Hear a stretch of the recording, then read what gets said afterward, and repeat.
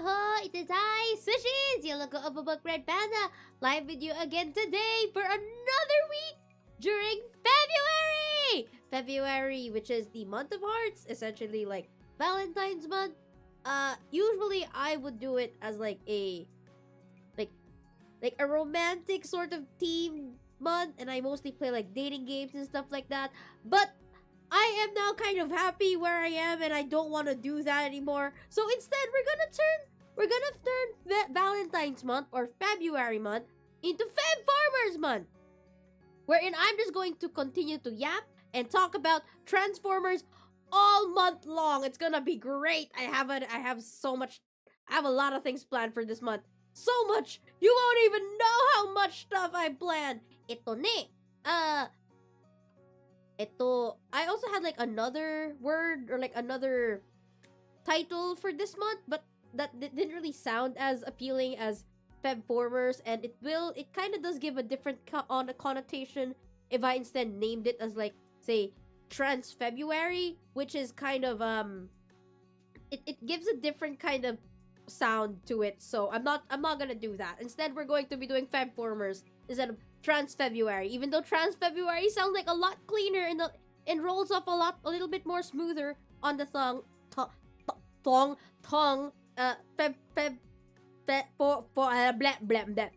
Formers month. It is. Ito ne. Who else is? Who is here? Who is here? Sound check. Attendance check. Attendance check. Hello, Zacer. Congratulations on redeeming first. Welcome. What's up? What's up with you? I'm doing great. As you can see, the voice is kind of back. I sometimes still cough and occasionally have the sniffles, but that really depends on whether I stayed outside or if it's like too cold. That's the only time I get the sniffles. The coughing, I noticed it gets a lot worse during the morning and a little bit in the evening, but most of the time I don't really cough anymore. If I do cough, it's like empty cough. Hello, Zero. Welcome to the stream. Hello, how are you? I'm doing great, Riven. How are you? Ano daw? Single? Excuse me. I have so much love to receive this month, actually. So much love. Ito. Hello, Kiwi! Hello! How are you? Everybody. I know my Hamskis are also kind of Baba Boys, so I know you know who she is. But just in case you didn't know, Kiwi had a new model reveal last week. It's a really good model. I am very, very proud of her, of what she's done. So go check her out if you haven't yet. Love the background, by the way. Thank you. I bought that. Did I buy this background somewhere?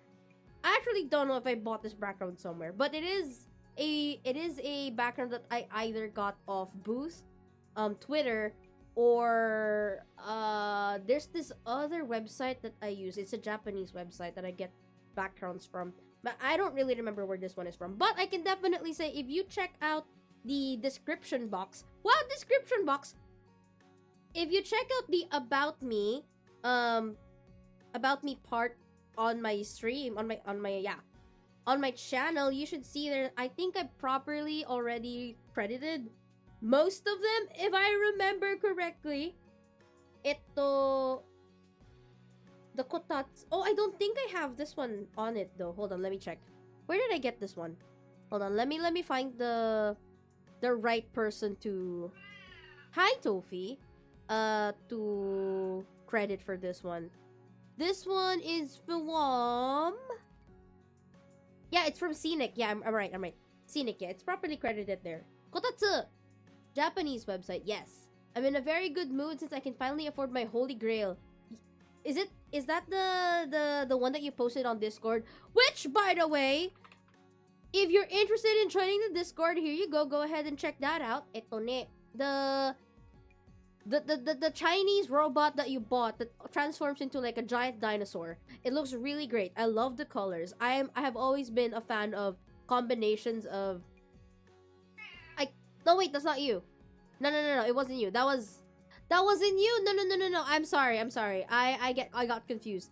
That was not you. That was fuck. That was Magus. That was Crow Magus. I'm so sorry. What was that holy grail? What was your holy grail? Like Aja said, it was hot. I agree. It was hot indeed. The Japanese website. I'm trying to remember what website it is. Let me check.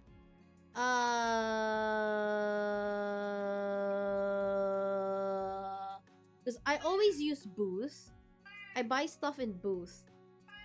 Sozaino, there you go. Sozaino. A tabby shoe? What's a tabby shoe? Sozaino site. Yeah, here. Sozaino.site.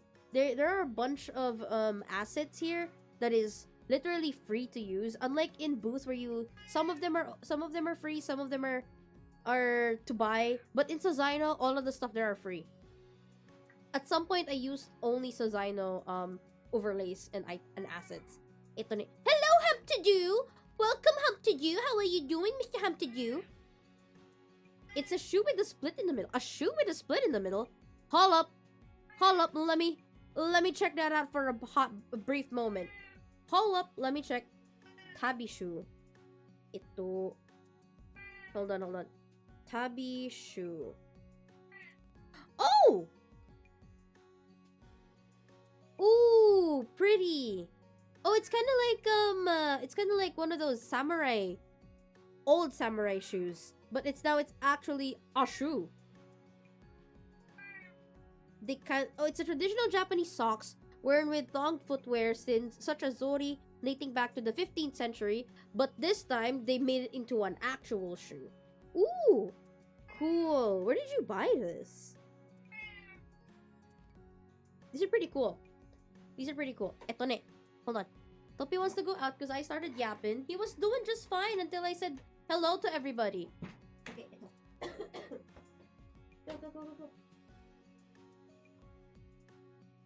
Yeah. So how was everybody's weekend? I have a question. Are Blocky's champion class worth buying? Hold on. Which one are you thinking of buying? Blocky's champion class. Are you thinking of buying a Does Transformers have a champion class from Blockies or something else? I found one from a cheap brand that does not cost 5k. Ooh, I see. The only Blockies that I've bought so far, like a little bit higher than their usual, is the action class. No, not action class. The classic class. The action class is pretty cool. I have a friend that bought it and it looks really nice. Because there's a Mega Man Zero in the works, so yeah. Okay, here's my general opinion with Blockies. I think for what they're worth, it is very high quality.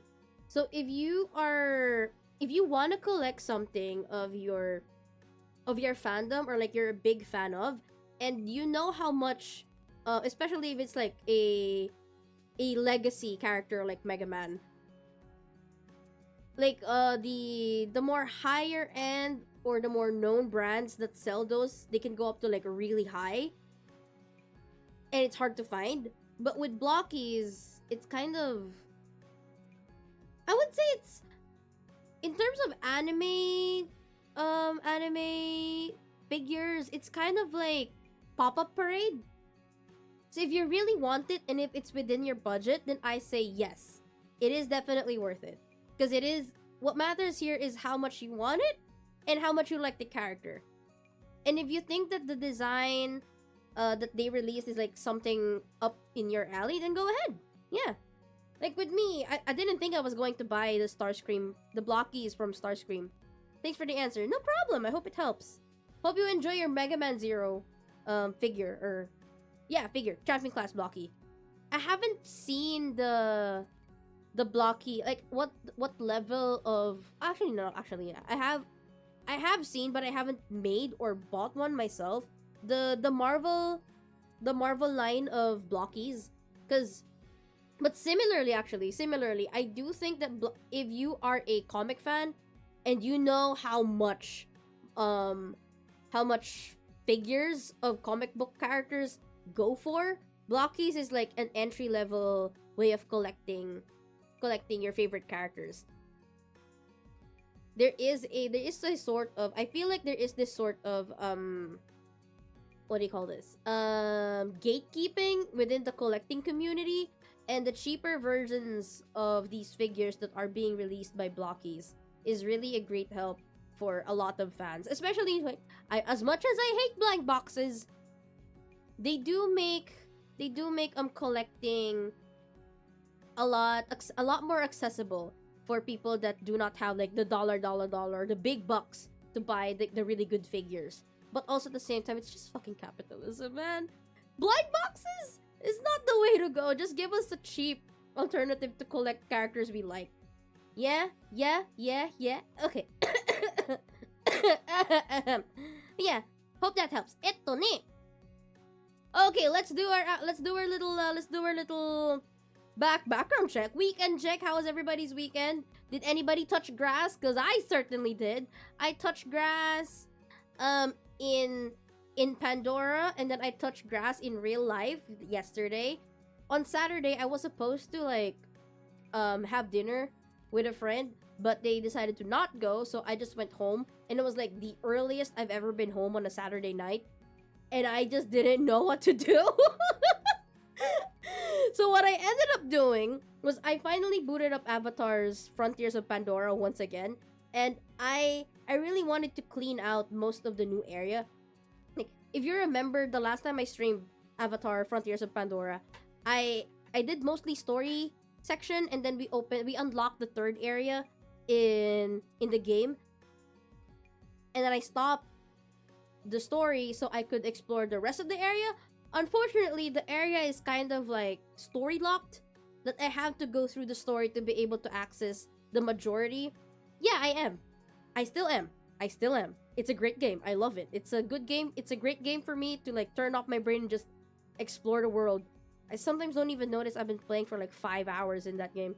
It's such an immersive game. It is to me though, because I like Avatar. I like the Avatar franchise, so I liked it. I think it's the kind of game where if you don't like Avatar, it's not gonna be for you. But if you like Avatar, it's gonna be for you.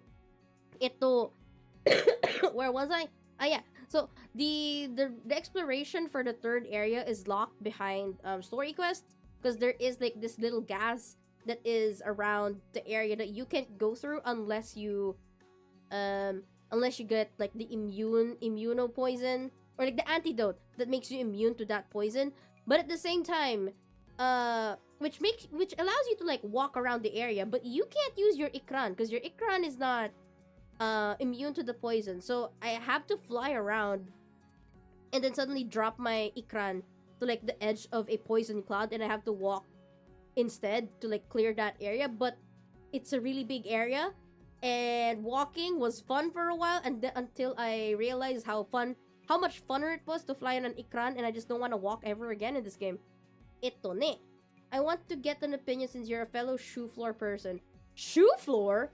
Is it bad that my shoe rack broke because I have too many? Oh, thank you for rolling me as a sushi. Thank you. I am now a sushi person. Ito. Is it bad that my shoe rack broke because I have too many shoes? Yes. Yes, you should definitely get a new shoe rack. I am also on the lookout for a shoe rack, so that I can liberate my shoes from the floor and put them on a shoe rack. I've been looking at one because I want one that stacks up. I found one on an online store where you put the shoes on like these little boxes, and then you stack up the boxes, and then the opening is in the front, so you can put them in and out by just like you put them in heel first, toe side first, and then heel out. It looks really nice, but I don't know how big it is, and I have a very specific area where I want to put it, and it has to be the exact same size so that it doesn't like stick out or a little too sticking in the corner. Yeah, so I haven't gotten to that because things have been going on. Things have been going on this week. Ito. And then while I was playing Avatar, I was also watching The Pit. If you're not familiar with The Pit, the PITT, The Pit, it's an emergency room medical show, and it's been awarded like a Golden Globe for best drama series, I think last year or 2 years ago. Oh yeah, I would love to get one of those, but the tabbies got my budget to zero. Oof, indeed. I feel like it does feel like a very specialized kind of shoe, or a fashionable kind of show. After all, that is your thing. Fashion. Ito. So, yeah, so I was watching The Pit, and I watched it up until like episode 6 2 weeks ago, and then I finally got the time to watch it again. And I ended up finishing the rest of season 1 while I was playing Avatar, and also have Kiwi in the background because Kiwi ended up streaming last Saturday to play Voisu. So I had like 2 tabs. One of them was Kiwi that was a little bit lowered on volume, and then the other one was just playing The Pit in the background while I was playing Avatar. I was wearing headphones. I could not hear what was happening in Avatar. I was just playing the game. If there was dialogue, I just read the subtitles, but I was mostly listening to The Pit, and I swear to God, it was the most stressful thing I have ever watched. I'm a little bit glad that I didn't continue on to medicine. But it was kind of very. It was like, oh, you're a maki. Yes, I am. I am a maki right now. A sushi maki. I was just talking about what I watched, what I did last Saturday. The chillest Saturday I've ever had in my entire life. Well, entire year so far, because I've always been out. I've always been out for every Saturday of the week. Saturday of the month of January. Doctors and nurses call it the most realistic medical show they want. From the set to the scenarios. Okay, so breaking the fourth wall. I know most Hamskis know this already, but for those that don't, I did do a pre-med course, and I sort of can be a doctor if I wanted to, but I didn't want to study anymore. So I said, fuck that shit. I don't want to do that. Yes, we're talking about The Pit. I finished season 1 last Saturday. And everything was just a little too it felt so realistic. You know how they managed I didn't want to study anymore. I was like, okay, so when I was watching, what I really liked about the show is, yeah, it does feel realistic. And what made it a little more stressful, aside from the fact that, you know, there's a lot of like incoming emergencies every now and then, was the whole every character's every character's arc in the show for the entirety of that one single day. That one single day was like insane. There was this one character who has like personality issues, but then you kind of realize that the whole personality issue was because they were insecure. No, they were insecure about their capabilities as a doctor. And then you find out as well like why they were insecure in the first place was because they had trauma from like years prior. There's another character who's set out to be like a prodigy, and she's also insecure because her mom is her mom is a head doctor, I think, for surgery in the hospital. She's kind of like a nepo baby, and she wants to prove herself beyond what her mom is known for. There's the head doctor. I actually forgot most of their names. I can't remember names for the life of me. There's this head doctor that clearly has trauma. He needs therapy, but like he doesn't have the time for therapy. Actually, everybody needs therapy. If you're in the medical profession, you need therapy. Why don't I have therapy? I don't know. Streaming is my therapy. But I've gone into law, and the way I see the Philippines is upholding. I'm like, nah. A nurse put the EDTA tube in the ETS and in the red one, and all I could hear was the old professor going, "Yoy, order of draw."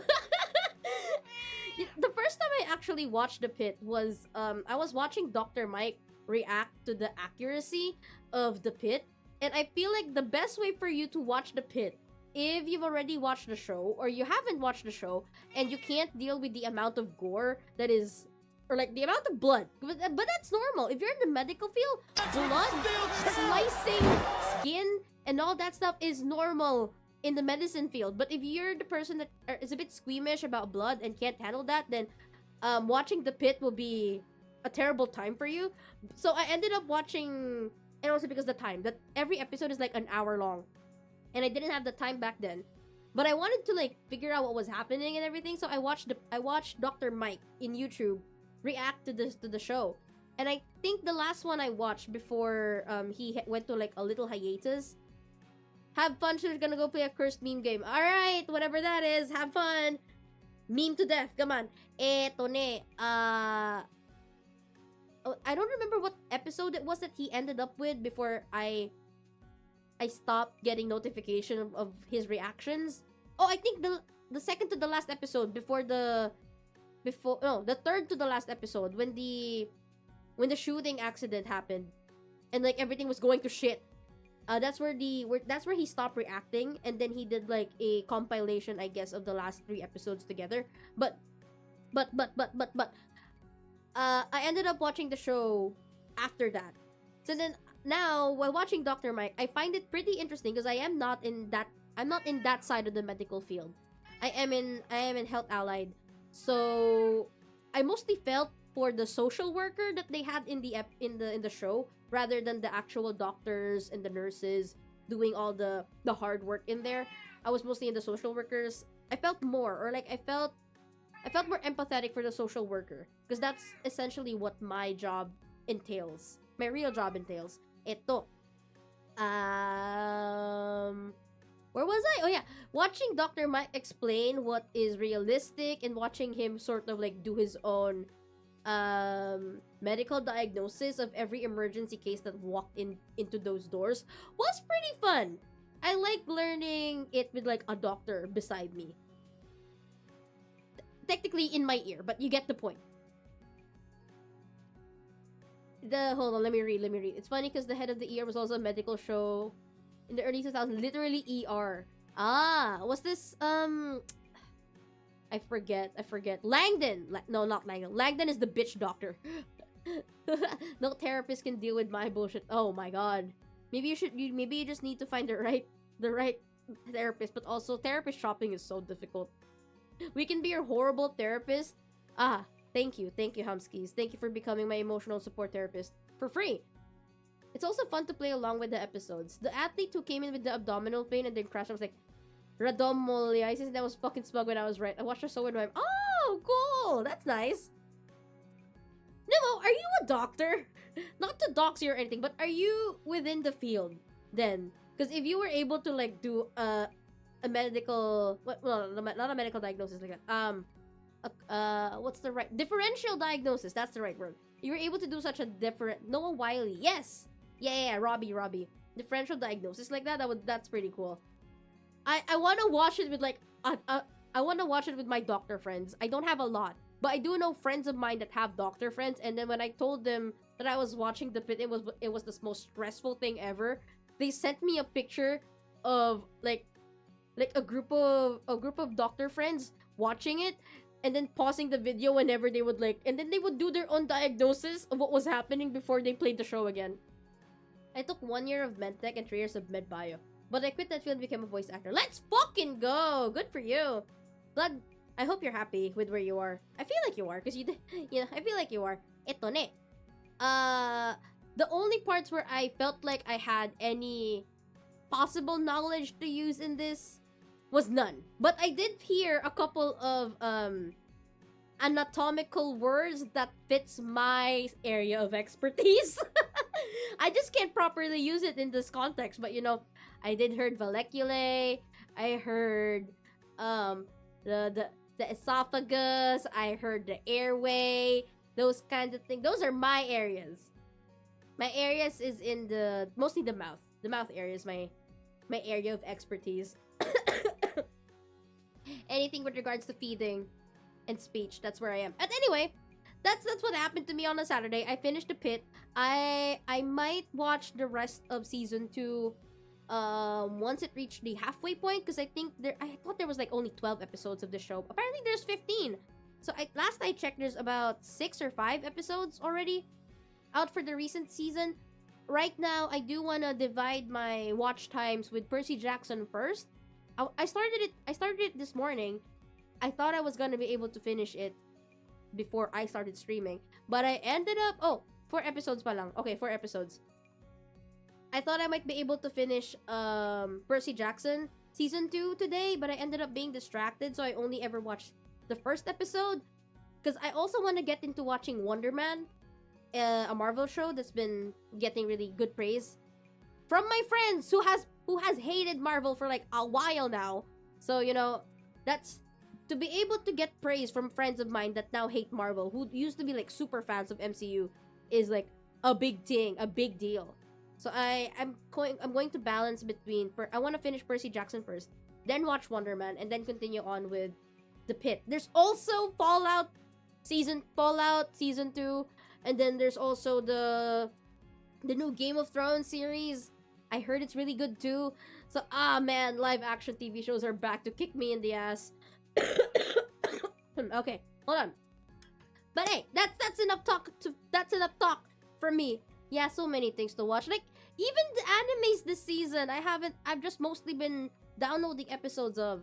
I have JJK, I have Frieren season 2, I have Trigun. What's the new season of Trigun called? Stargaze. I have the episodes. I just haven't started watching them. I'm running out of time. I'm once again consuming anime by just looking through the spoilers on Twitter. That's how I consume anime again.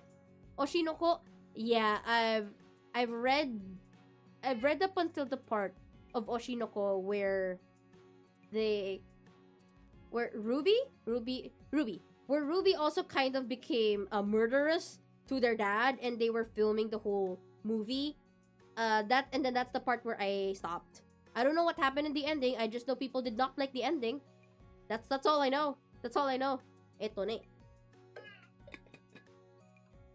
Okay, Topi wants to go out. I stopped in the movie arc too. Oh, come on.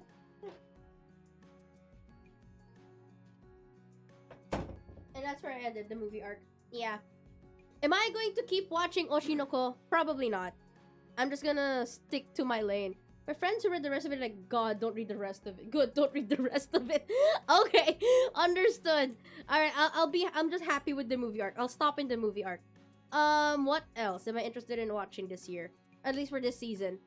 There's this, I'm not sure if it's by the same studio that did, what's the one with Rudeus Grey Rat? Hold on. Rudeus Grey Rat. What anime is he from? Mushoku Tensei. I don't know it's from the same studio that did Mushoku Tensei because the art style kind of looks the same. But there is this new anime that looks kind of like it, and it doesn't have all the bad shit that Mushoku Tensei had. I only watched like season 1 and 2 of Mushoku Tensei and kind of just dropped off. It is the same studio. Oh, good. I like the studio. I really like how they animate and do the line art of their anime. So I'm interested in watching that one as well. It's available on Netflix, so I guess I'll just watch it on Netflix. Because I don't feel very inclined to download it, unlike, say, Frieren, Trigun, and Jujutsu Kaisen. I read the rest of... It's not bad of an ending. I don't know if people are complaining. Maybe it's because of the incest thing? That's the only bad thing I heard of about Oshinoko. It being, like, incest. But at the same time, like... I don't know, man. I really have no idea. But anyway, it's past 31. Past 30 minutes, so you know what that means. It's time to do what we came here to do, which is rank. Hold on, let me just move this here. Move myself here, because I cannot for the life of me just do, like, another background of this scene where I would do the necessary things. Alright. Bam! Here we go! We are rating Transformer ships. We're gonna rate them all. I found a... Okay, I'm gonna make myself a little bit bigger. Because I totally can. Transformer ships. I found this rank already available on tierlist.com. It's time to transform. Play a game show and clapping audio here. So, I found this tier list on tierlist.com, duh. And most of it is complete.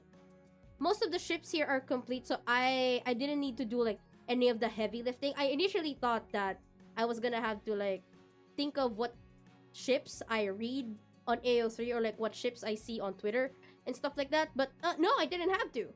All I have to do was like look at this. There are a few ships here that I do have a few ships that was not part the of the tier list, so I ended up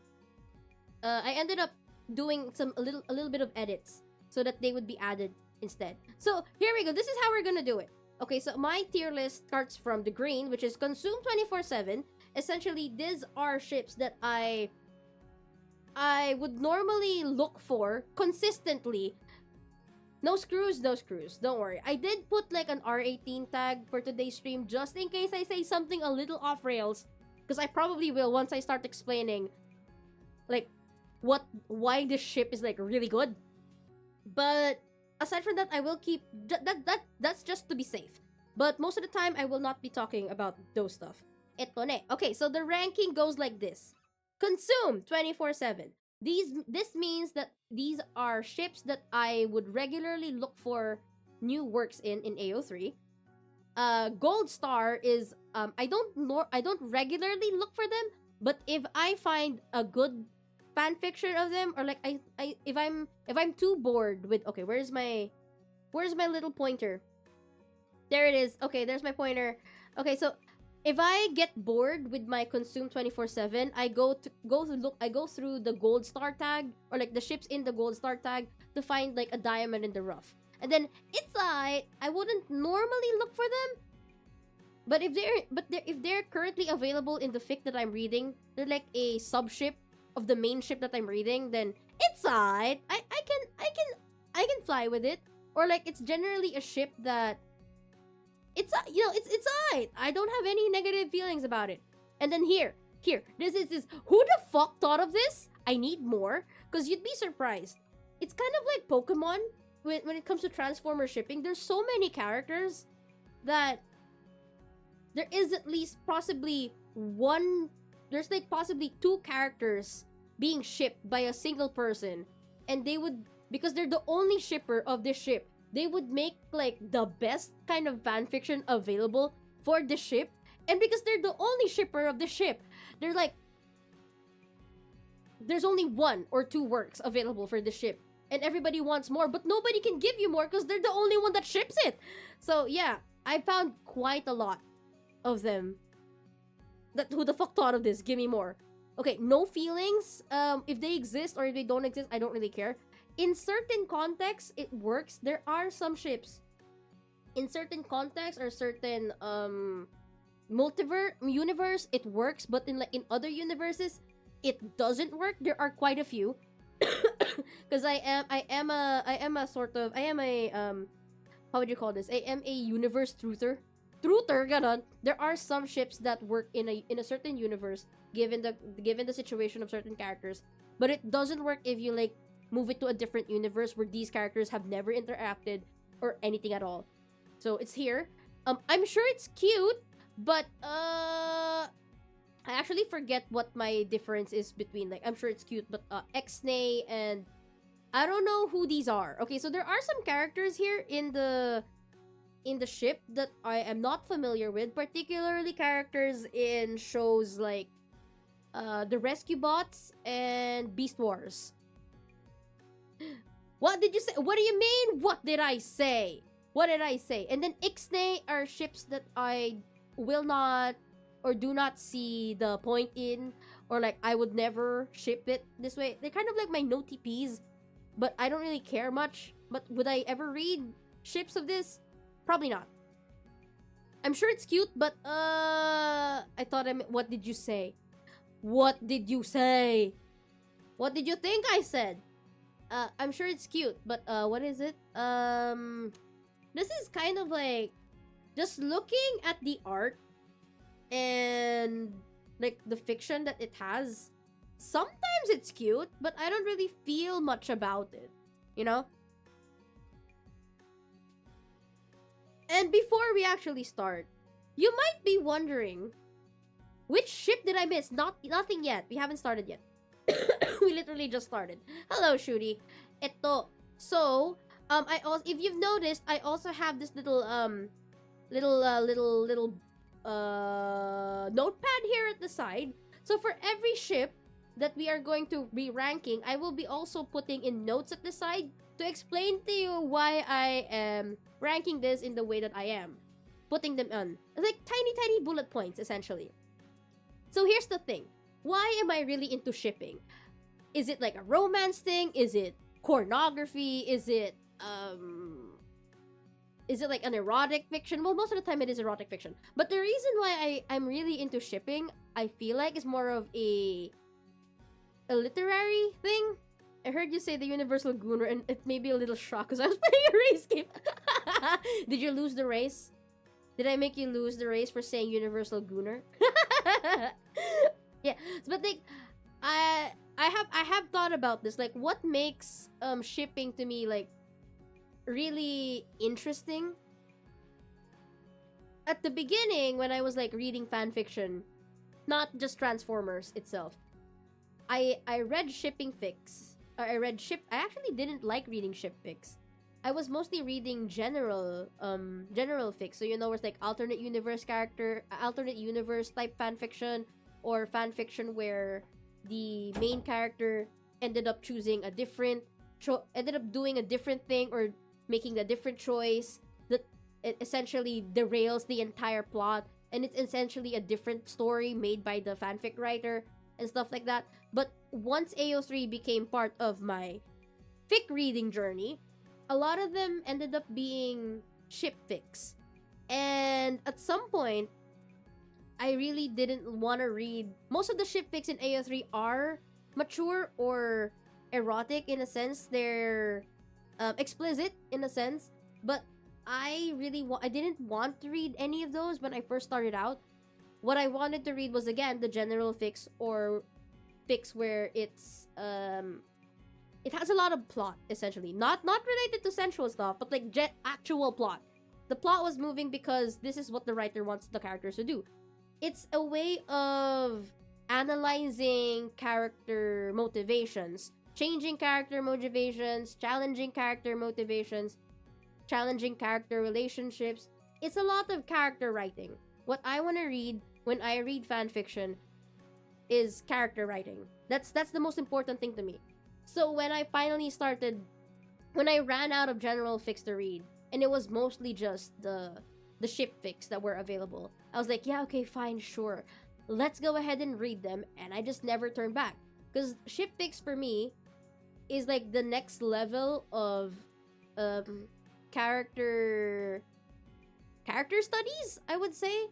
Because it allows you to study a character's motivations, or like thoughts in relation to another character, that if they started dating, or if they have a feeling for this character, how would it change the ideas, or the thoughts, or the morals of these characters. That's why I particularly like ships that have like a cinnamon roll and like a really evil guy, or a soft, a kind character, or like enemies to lovers, and the enemies to friends to lovers archetype, because it shows a progression of characters that you never thought would ever go together, or something, or like would ever agree with each other. That's why Meg OP is like really good. Anyway, so that was before I found out about Transformers. I knew about Transformers fanfiction way back, but I was scared to read it, or I was scared to consume it, because they are robots. They are robots, and it felt odd. It felt very odd. Hello, Asian! It felt odd to read. And then, it's the whole thing. I watched Transformers 1. I watched TF Prime. I got into the whole shipping aspect of it, and now I am a veteran. I would say I'm a veteran at this. Okay. So, oh, shoot. Okay, so let's get through this. Oh, God. I'm gonna drink water. I'm dying. Okay. First, most of these ships are, given the pictures that they have, it is dependent. I would rate them depending on... Sorry. I would rate the ship, or I would look at the ship based on the picture that is currently available on the picture that they have here. The picture that they have here. based on the universe. But also, if this ship is available in another universe or another series, I would also rate it as well. So for the first one, this is Aileron and RC. Aileron and RC is mostly an IDW ship. This is an IDW comic ship. I don't know if you can read it. Can you read the small notepad at the side, or should I make it bigger? I'll make it bigger. It's an IDW comic ship. You can't? Is this fandom or canonical ship? It's fandom. It's both. All of this. It's any available ship. There. How's that? Is it a little bigger? How's that? I'll make it to 100. There. Bigger. We're gonna do Aileron and RC. So Aileron and RC, it's an IDW comic ship. I think this works. This works because Aileron is a really Aileron as a character started up. I like this ship. Okay, I'm gonna put this ship in. It's I haven't read any fics of Aileron and RC, but I think it works. It's Shower thoughts. If a firefighter gets bad at his job, do they fire him or does he become the fire? They fire him, and then he, in his anger, he starts a fire. But now they're one person down, so it's gonna be like difficult to put out the fire, and then they rehire him. So he's both. Ito ne. Okay, Aileron, RC, IDW. Okay, so I think it's been a while since I read the IDW comics, but I was kind of okay with the ship when it was like starting out, because Aileron was she was a what do you call this? She's a colonist. He's a colonist. Genius response. Thank you. She's a colonist. She came from another colony of Cybertron that reconnected with Cybertron after the Chaos Theory event. And she was religious. She was religious, and she followed Optimus Prime. And while she became Optimus Prime's sort of secretary, she kind of became disillusioned about the Primes and Optimus himself. But she was still very hopeful about like the future and everything. Meanwhile, RC is tired of fighting, because RC in the IDW comics, she's like one of the oldest bots around.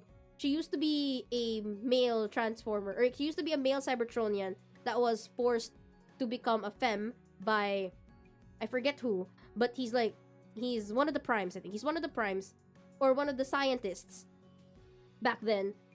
And ever since then, she's just been like an assassin for hire. She's going around. She's very angry as a person. And by the time Cybertron had finished the war, since you're speaking some unknown language, bye, Riven! Sometime around the war, she just became tired of fighting, but she still wants to protect Cybertron. And she and Aileron kind of just had this little kinship, or like they found solace in each other. Aileron being hopeful, RC... Okay, so Aileron gives RC hope. Gives RC hope for the future. She doesn't want to die anymore. Okay, so... Because like I said, RC has been around for a long time. She's tired of fighting. She wants to kill herself. She's ready to sacrifice herself for Cybertron. But like Aileron said, no girl. Nah, girl. You deserve to live. You deserve something fun. You deserve something nice. Something nice for once in your life. You deserve happiness after everything that you've been through. And then RC's happiness is Aileron. So whenever Aileron gets this little tirade of like, what's the point of fighting? What's the point of the Primes? What's the point of whatever? When she gets into the whole loneliness tirade, RC's the one that pulls her out of it. So it's a pretty balanced ship between the two of them. All right, next, Arachnid and RC. Look, Ixnay. Okay. Okay. With RC and Arachnid, they are a TFP. This is from Transformers Prime, specifically Transformers Prime show. A ship from Transformers Prime, TFP centric, because I don't think they have any other interactions in other shows or other media.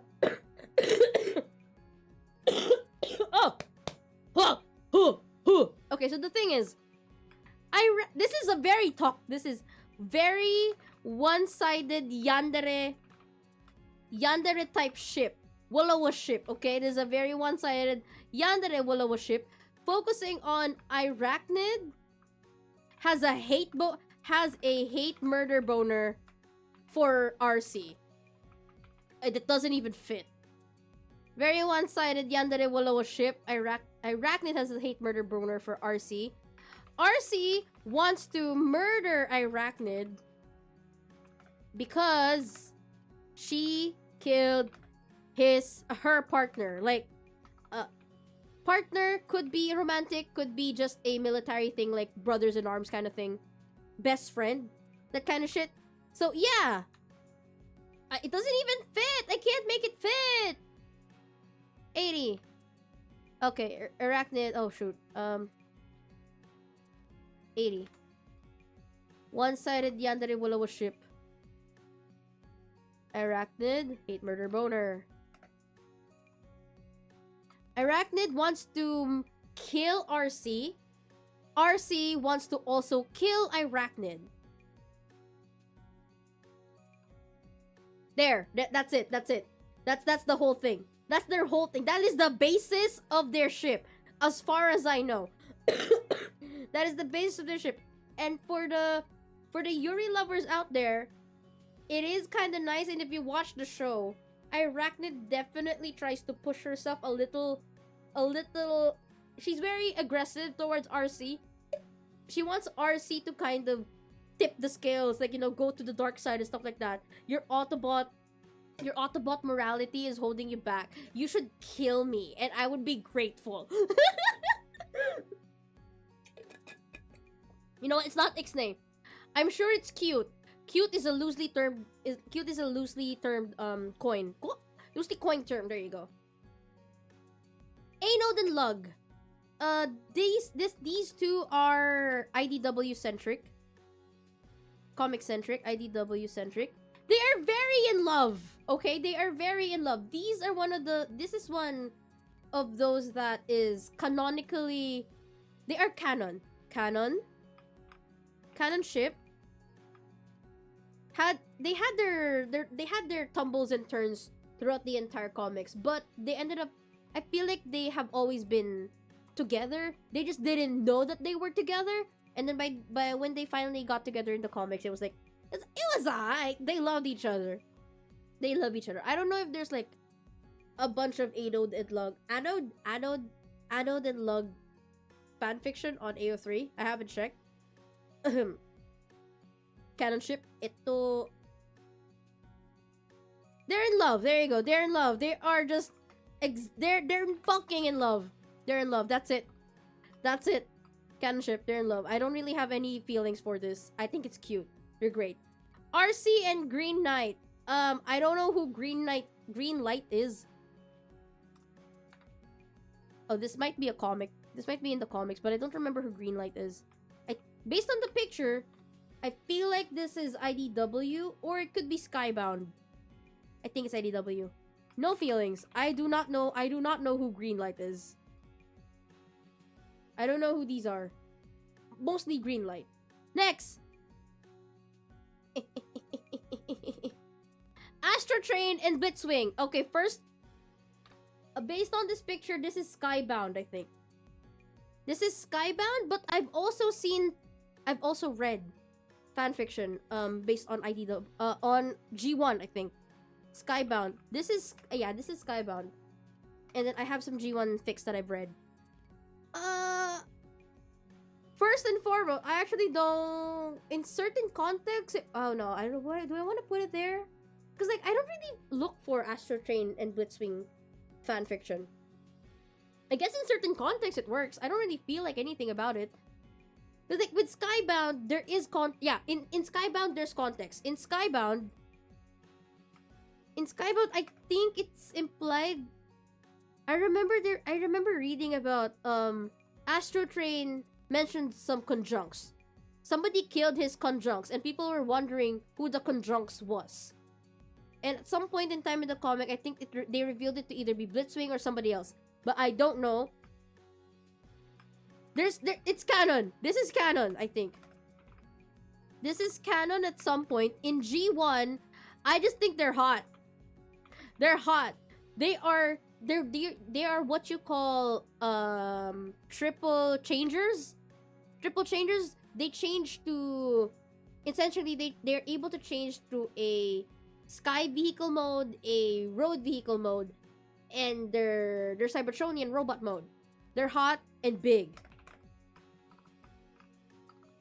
The G1 fic that I read about this is that because they are triple changers, they are unnecessarily huge that they are only able to interface with each other. That's it.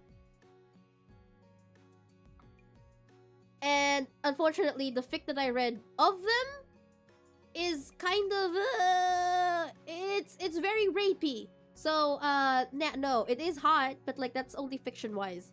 Only fiction wise. So yeah, inserting context, it works. Next, Barricade and Bumblebee. I have no feelings for these two. No feelings at all. I don't know. I think this might be this is TFP, but robots in disguise. Because the art looks like it's TFP Bumblebee and Barricade. Barricade was in Robots in Disguise? TFP RID. No feelings. I don't know who Barricade is. Oh shit! I know I should have added here. I should have added Bumblebee and Grimlock. I've been seeing this one artist doing TFP Bumblebee and Grimlock. It's like their only ship. Their account only does Bumblebee and Grimlock. And it's like, I don't watch RID. I don't even know if RID had like that tension between them, but like damn, it's like really good art. Okay, no feelings. No feelings. I don't fucking know. I don't fucking know what Barricade does. If this is, however, in the context of Bayverse, Ixnay still. Do I think Bayverse Transformers fuck? Only Optimus and Megatron. Everybody else doesn't fuck. Oh my god. Blastoff and Onslaught. Oh. Oh. Okay, this is IDW. IDW.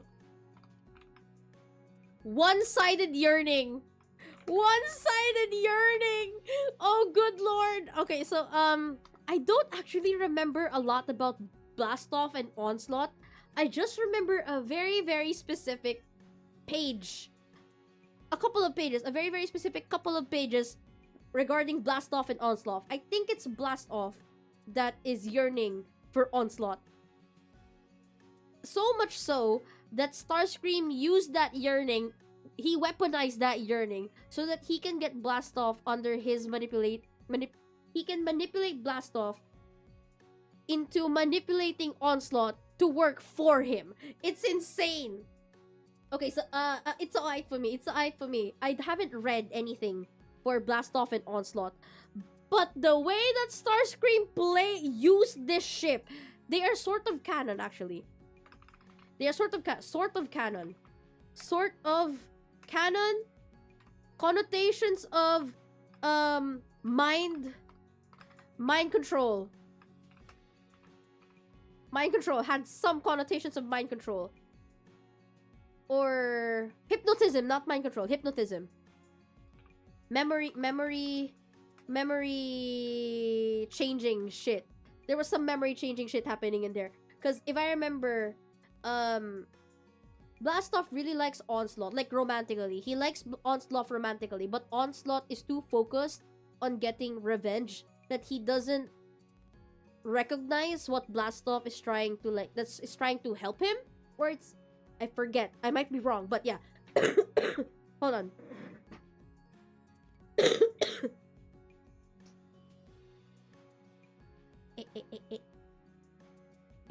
So noisy. My topi. Thank you for the hydrate. I needed that. So then, at some point, I think Onslaught gets himself comatose, and Blastoff as well. They both got comatose, and they were being kept in prison by Starscream. And Starscream was like, Hey, I see that you have feelings for Onslaught.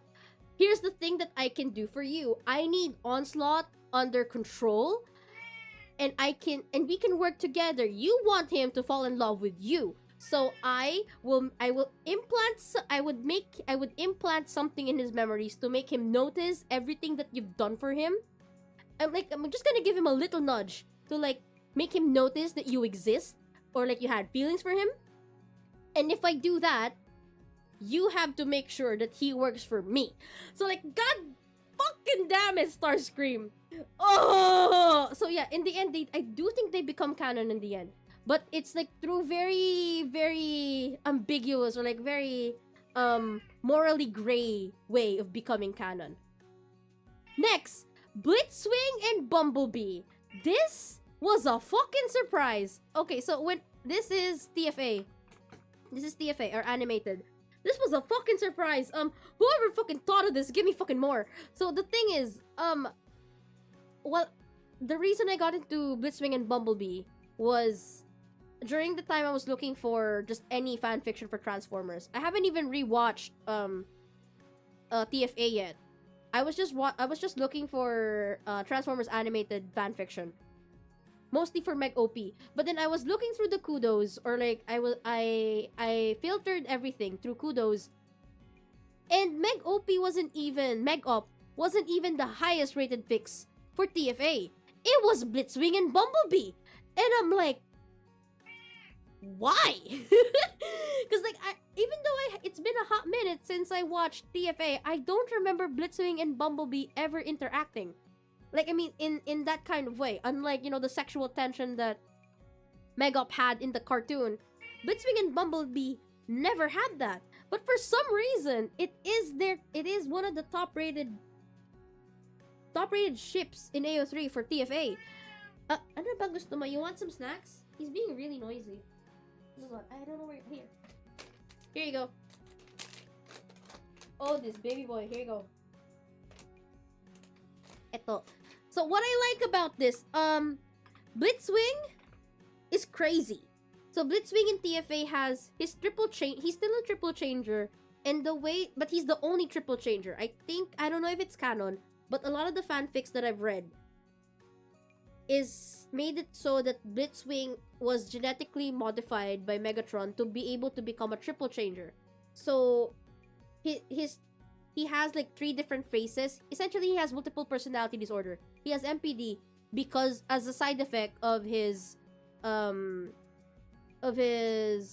alterations to become a triple changer. So he is unstable. He is mentally unstable. So Blitzwing, no. The way that the ships is, they pacify each other. Pacify and what do you call this? Oh no, this ship is therapy. Their ship is therapy. So Bumblebee is very kind, but also he doesn't like Blitzwing. But in the ship, in the face that I've read, the way that their ship works is that Blitzwing learns to like kind of accept who he is, learns to become gentle because he is a warframe, and warframes in TFA are like generally bigger than the civilian frames, which is the Autobots. He learns to be kinder, he learns to be gentler, and then Bumblebee kind of learns to be less selfish for Blitzwing. It's a great ship, honestly. It's a great ship. Next, Brainstorm. I want to go through this really fast because there's a lot of them. Brainstorm and Perceptor. Simpatico. Simpatico.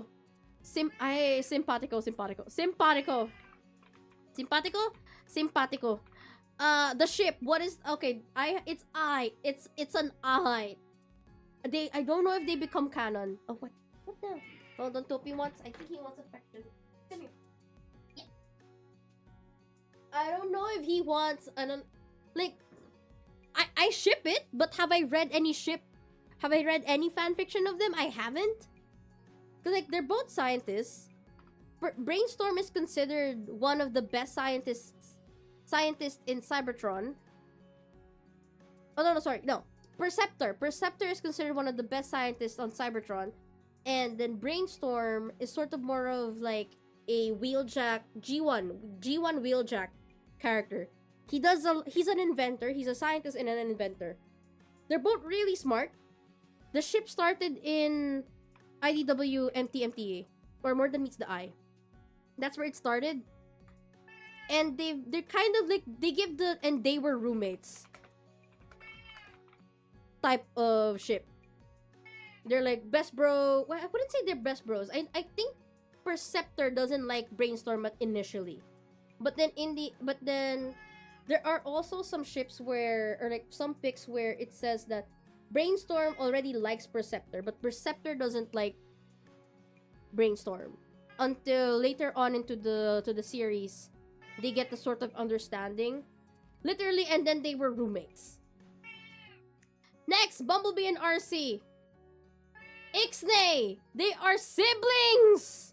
Because this is TFP 100. Okay. TFP ship. TFP based ship. Never. No. Nuh-uh. They are sibling coded. Sibling coded. Do not touch. That's it. That's all I have to say. Ixnay at all. No. Bumblebee and Blades. This is based off TFP's child adjacent, or like children adjacent show, which is Rescue Bots. I also haven't watched, but I heard it's good. Rescue Bots. I know nothing about this too much, but I have read one fic. It's okay. It's okay. Like, I don't know Blades enough to know much about how their relationship was. So yeah, I have nothing to say. I have nothing to add to this ship. Nothing at all. Oh fucking god. Okay, Bumblebee and Starscream. Our first fucking ship up in the Consume 24/7. Consume 24/7 from Bumblebee and Starscream. Okay. For me, this works the best in IDW and G1. That's where it works the best. But I have read a couple of fics where it's also been what was that? The one I read one from RID. Oh, Transformers Prime and RID essentially. And then there was also another one where I read it's based off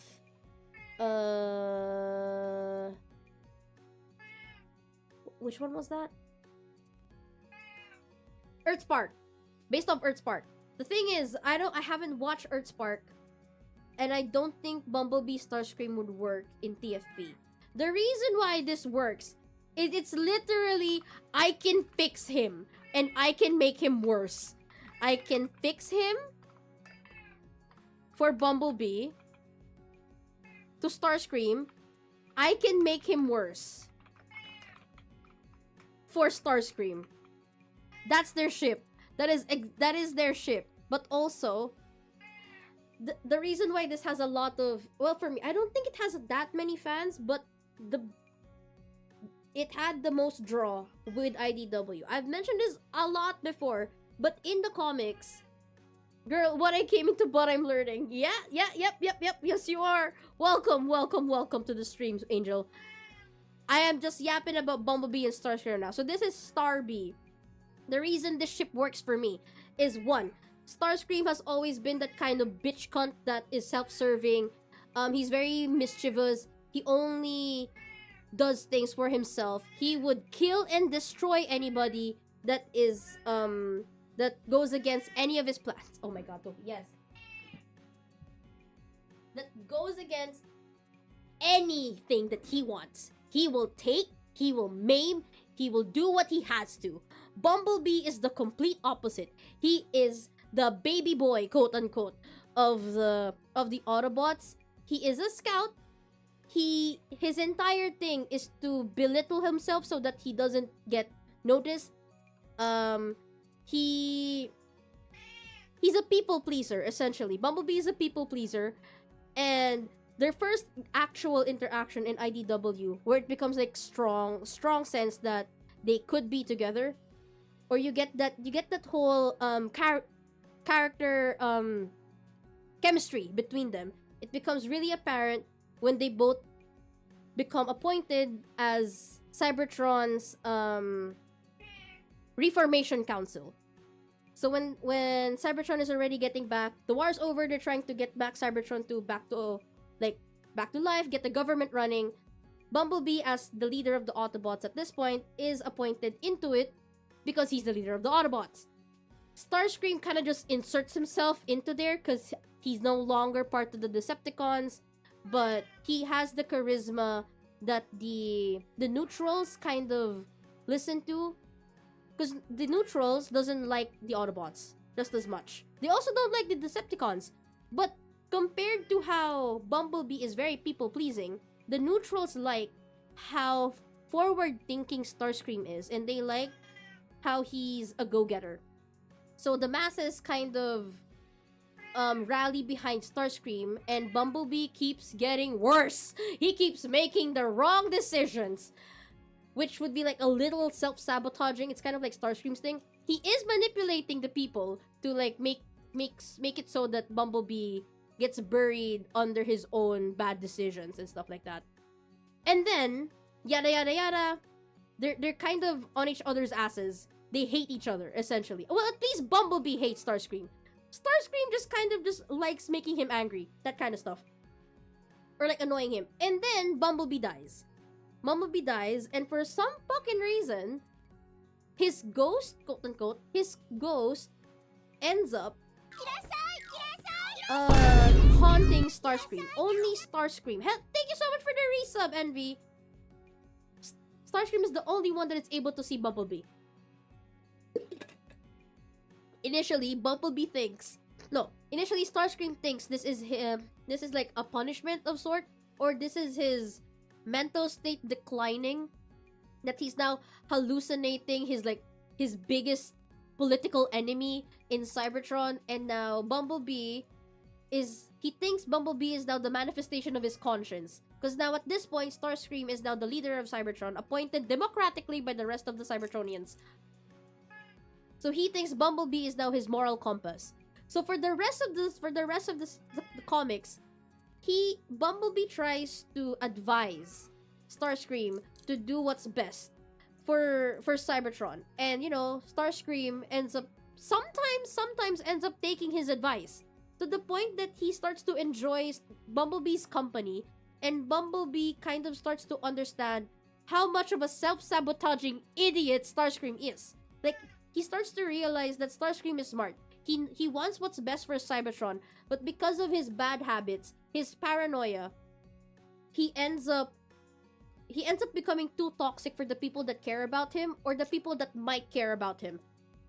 To the point that he's so used to being alone and so used to being betrayed that at some point when he realizes people are becoming too close, he self-sabotages so that they go away. And then he's just going to blame it on them rather than blame it on himself. And I'm just like, nobody's ever understood Starscream better than Bumblebee has. Just because they were forced to like cohabitate in his mind. And that is the entire draw of Starbee. That's the entire draw. Bumblebee can fix him because he's the only one that ever understood whatever the fuck is happening in Starscream's brain. And then with Starscream's side, he wants to make this loser sorry, he wants to make this Boy Scout worse. He wants Bumblebee to be selfish. Like, also they're very cute together. Mind you, at the end of IDW Comics, Bumblebee gets his body back. Because he's not really dead. He gets his body back from from purgatory, Cybertronian purgatory. And then Starscream dies out of self-sacrifice. He actually sacrifices himself for Cybertron. Like, for real. No outs. He sacrifices himself and dies. And then at their final scene, Bumblebee's final scene, it's shown that he's now seeing Starscream. It's like a reversal. It's like a reversal. Now that Starscream's dead, Bumblebee is now seeing him. He's the only person that's able to see Starscream. And I'm just, if that's not fucking love, if that's not romantic or canon, I don't fucking know what that is. So yeah, consume 24/7 Starby. It's so good. I need more fanfiction of Starby, but there's not. I have read everything there is to read about Starby, and I need more. The G1 Starscream and Bumblebee ship is kind of a little bland, but IDW Starby is like chef's kiss. Next, Bumblebee and Waspinator. This is based off TFA. TFA, not gonna lie, there's not a lot of tea here. It's very circumstantial. Because in TFA, Bumblebee ends up wrongly accusing Waspinator of being a Decepticon. And because of what Autobots in TFA do to Decepticons, Waspinator ends up becoming tortured to the point that he becomes... He kind of declines in mental capacity to the point that he's kind of like a child. That's how much trauma is in. It's very toxic. So I'm gonna put it in Ixnay just because of the circumstances that led to the reason why this is a ship. Just because of that. Waspinator hates Bumblebee. Waspinator loads Bumblebee. Loads B. B is kind of apologetic for what he did. He's guilty. Bumblebee is guilty for wrongfully accusing Waspinator. But that's it. I don't see anywhere else where you could go with this ship. Bulkhead and Wheeljack. This is TFP. TFP. I don't think there is any romance involved. The fics that I've read here, given their dynamic in the show, this is bros just having fun. This is bros exploring their sexuality. But in Transformers, everybody's fucking pansexual, so it doesn't matter. This is like, it doesn't give me feelings. It's alright. The big Bulkhead is big. Bulkhead is big. Bulkhead is big. Wheeljack is horny. That's the ship. That's the ship. Okay. Oh. Oh my god.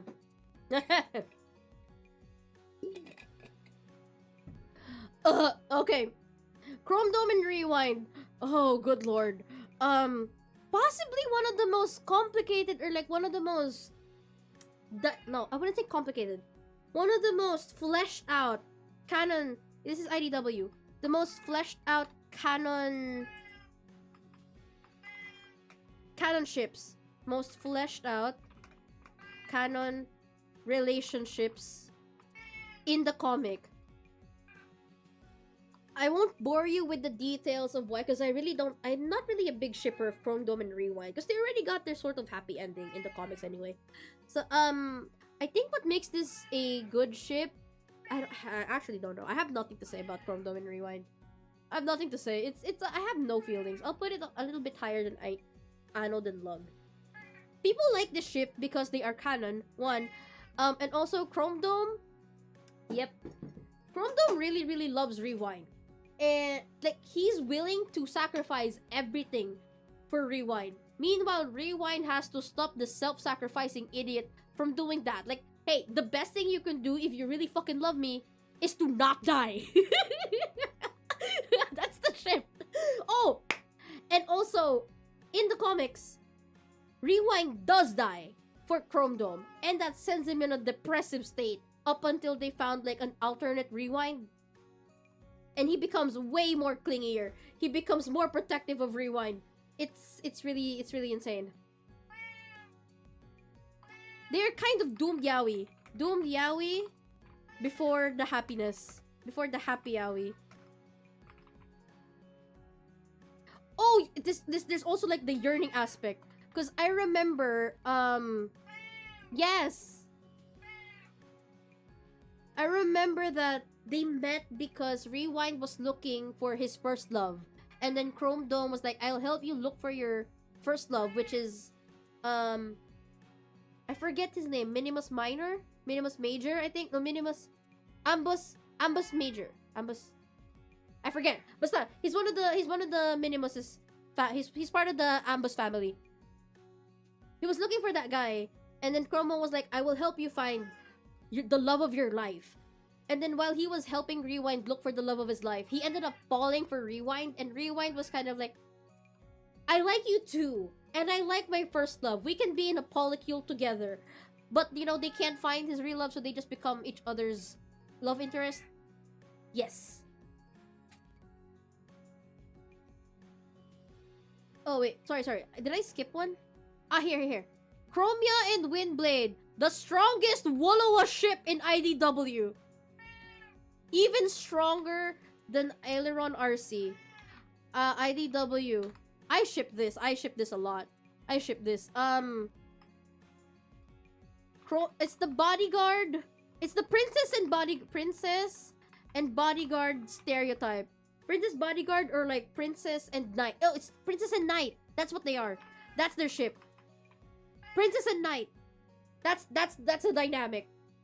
So, Windblade is in Transformers, or like in layman's terms, she's kind of like a priestess. She's a religious figure. And then Chromia is a warrior. When they went to Cybertron from a colony, I forget the name of their colony, but they came from a colony made out of mostly femme Cybertronians.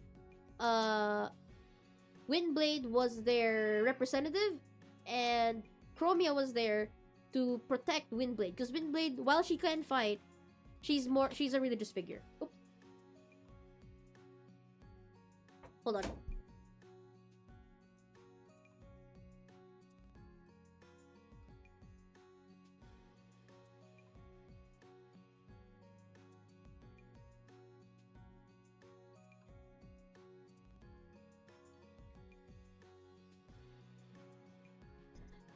Ito. So then, ano na ba ako?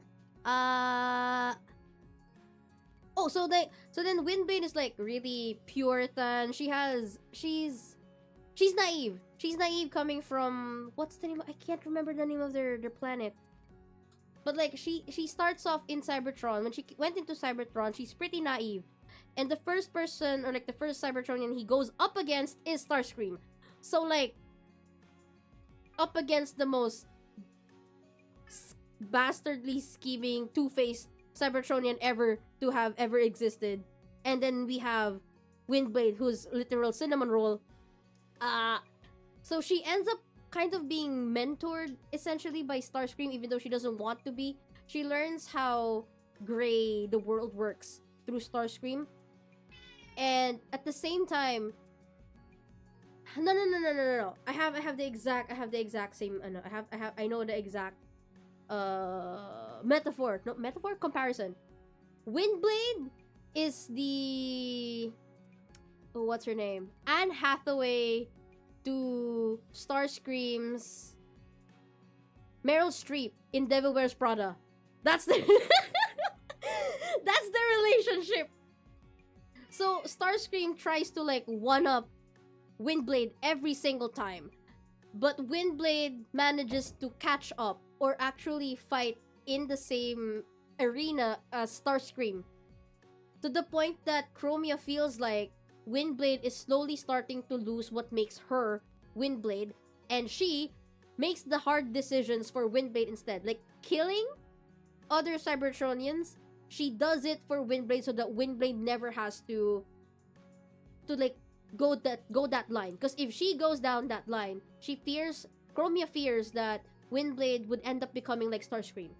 So yeah, I've actually never read a fanfic of this, but I feel like I should. Okay, I give it its eye a little bit higher than Aileron RC. Cliff Jumper RC.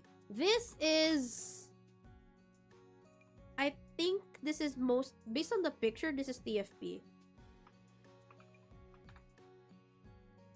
TFP, and this is because they're partners.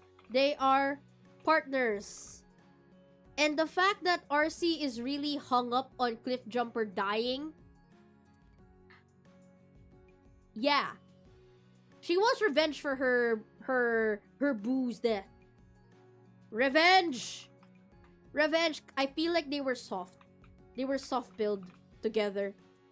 I don't really have strong feelings about this, so I will put this a little bit higher than Barricade Bumblebee. Cosmos and Soundwave. Okay. I'm trying to remember. I'm trying to remember if I got this right. So Cosmos and Soundwave. This is IDW. After the war, Soundwave is trying to build a colony just for Decepticons, and Cosmos is a satellite that has been largely ignored by the Autobots. He does his job, but he's been largely ignored, especially after the war. So then, Cosmos starts feeling a little sympathetic towards the Decepticons or Soundwave's cause, that they just kind of want to be peace. That he wants to make the Decepticons into like their own thing, completely separate from Cybertron, and just have a peaceful life. And I think he sympathized with that. And Soundwave actually listens to Cosmos.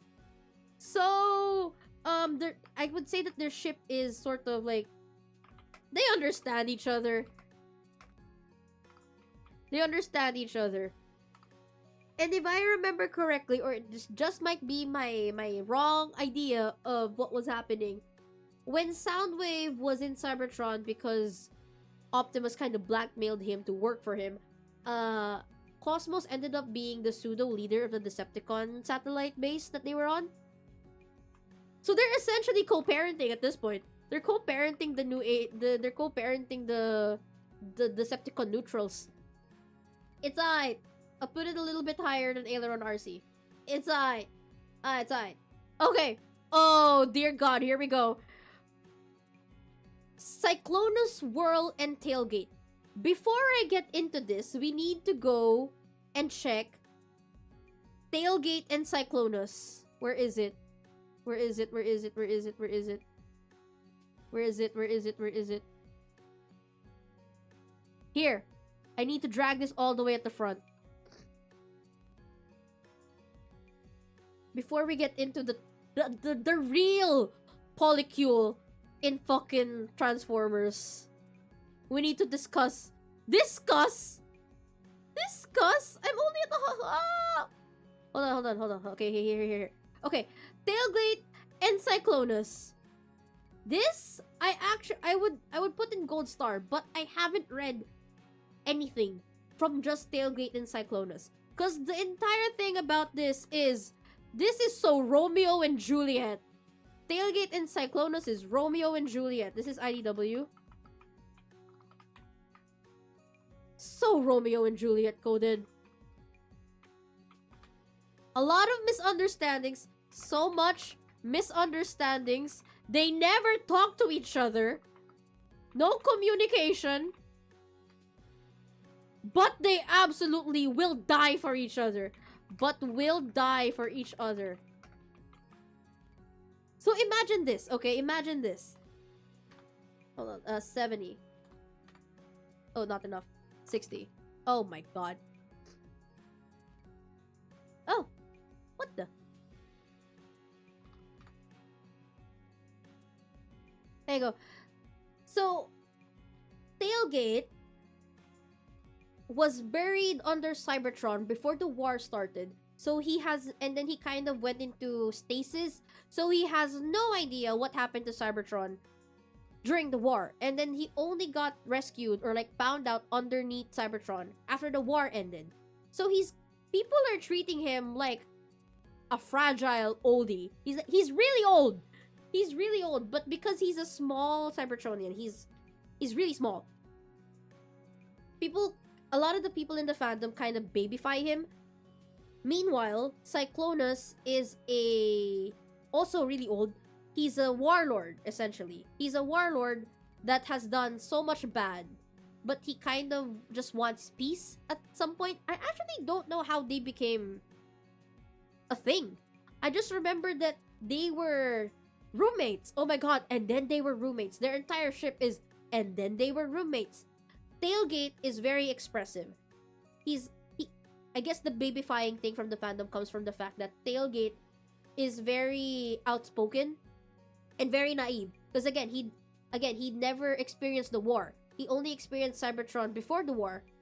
And so he has a lot of questions about the ideologies of the Autobots, the different ideologies of the Autobots and the Decepticons. He thinks initially the Decepticons were a better cause because he lived through the whole primacy, where the primacy was bad. So he kind of empathized with the Decepticon cause without ever knowing the shit that they did after said cause. Cyclonus knows about the bad shit the Decepticon did and kind of wants to tell Tailgate about all. He wants to be better. He wants to be better for Tailgate. He doesn't want Tailgate to suffer. But Cyclonus also is probably the most emotionally constipated characters in the entire MTMT, more than meets the eye series or the Lost Light series. He doesn't say what's in his mind. He bottles it up. He fucking bottles it up. He does like small things to make Tailgate happy. But Tailgate is also kind of dense. He doesn't understand that Cyclonus likes him that way. And Cyclonus also doesn't want to tell Tailgate directly. He realizes that Tailgate is dense as fuck, but also he doesn't want to tell Tailgate to his face that what I'm doing is because I love you. So what ends up happening is whenever Tailgate is in danger, Cyclonus would sacrifice himself. Whenever Cyclonus is in danger, Tailgate would sacrifice himself. It's a whole Romeo and Juliet situation where they would die for each other and not tell each other. They would die for each other and still not say that they love each other. There's a lot of misunderstanding and miscommunication in this fucking ship. Which leads us to Cyclonus, Whirl, and Tailgate. An OT3. 100. Who is Whirl? So Whirl is a very, very destructive former cop that likes to antagonize Cyclonus. He's kind of, he has a lot of insecurity. No, Whirl has a debt. He has a how do you call this? What's the right word? He has a, what's the right word? What? Ah, fuck! I can't find the right word. He wants to die, essentially. Whirl wants to die. And as one of the strongest, or like one of the strongest, or one of the most murderous people on the ship, he tries to rage bait Cyclonus all the fucking time. Rage bait Cyclonus. They tried to kill each other the first time they met. Like, literally kill each other the first time they met. And because of how often they fight with each other, they ended up becoming like they kind of understood, they started to understand each other a little bit more than other people did themselves. So Cyclonus and Tailgate, no, Cyclonus, they have mutual respect, that's it. Cyclonus and Whirl have a mutual respect for each other. Now, Whirl and Tailgate have a really good friendship. Their friendship is kind of really cute. I can't explain it. Whereas Whirl likes to rage bait Cyclonus, Whirl would love bomb Tailgate. To the point that while in the comics, while Cyclonus and Tailgate were kind of tiptoeing between will they or won't they, Whirl is right here at the side going, can you two just fuck? Whirl is their number one shipper. To the point that he has actually helped Cyclonus, like sat down Cyclonus and went, hey, can you just be direct to Tailgate and tell him that you love him? Can you please do that? But also, I've read some fics where the best Cyclonus Whirl Tailgate fic I've ever read was a character dissection on how suicidal Whirl is, and it was just the best thing I've ever read. So this one is also I can never read Tailgate and Cyclonus only. It has to be the three of them. It has to be the three of them. So the reason why, okay, if he's the biggest shipper of Cyclonus and Tailgate, and Cyclonus and Whirl has this little hate boner for each other, where does Tailgate come in? Tailgate is a greedy motherfucker, and he wants two tall robots to like squeeze him in the middle. That's it. Tailgate is horny as shit. Tailgate's horny and greedy. That's it. This old man is greedy as heck. He's a small, greedy elf. A dwarf. And I think that's hot. Okay. D16 Orion Pax. I mean, come on. What else is there for me to tell you? D16 Orion Pax. Also, D16 Orion Pax is TF1. I would also point, possibly, that this could be Megatronus and Orion Pax. Megatronus Orion Pax from TFP. Good lord, because I know what the writers are on. I know that they saw TFP. They saw the aligned continuity and absolutely loved the idea that before war, D16 or Megatronus and Orion Pax, before he became Optimus Prime, were friends. They liked that idea so much that they put it in the best movie ever created for Transformers. It's just enemies to lovers, that's it. Friends. Two lovers, two enemies, two lovers again. Enemies to lovers again. It's just that trope. It's Doom Yowie. That's it. It's Doom Yowie. That's it. That's all there is with D16 Orion Pax. Doom Yowie. That's it. Okay, Drift and Ratchet. I would give this a gold star. This is, if I remember correctly, Drift and Ratchet is one of those. Okay, I will go with this one. Okay, what? No, not 1,000. 100. This is from TFP. No. IDW. This is from IDW. This is very canon. Hugely canon. They were married. They were literally conjuncts by the end of the comic. Drift is a yearner.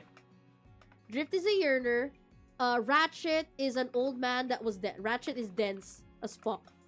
He didn't even realize he was in love with Drift up until like Drift was gone. Okay. When I was reading the comics, I actually didn't like, or I didn't really see the appeal of Ratchet.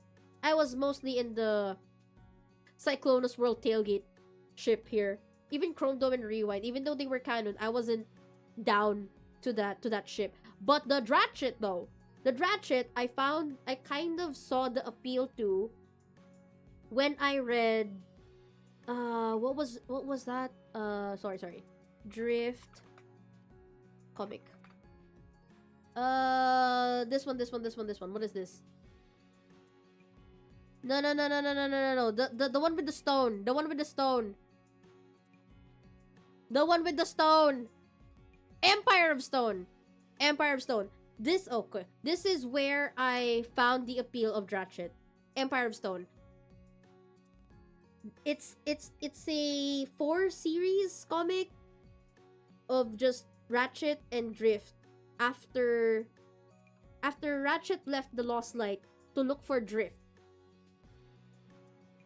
And Drift and he kind of just reunited in that 4-issue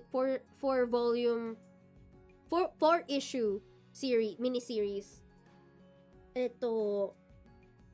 That's where they fell in love. That's where they fell in love. Because like the thing is with Drift, they had a past.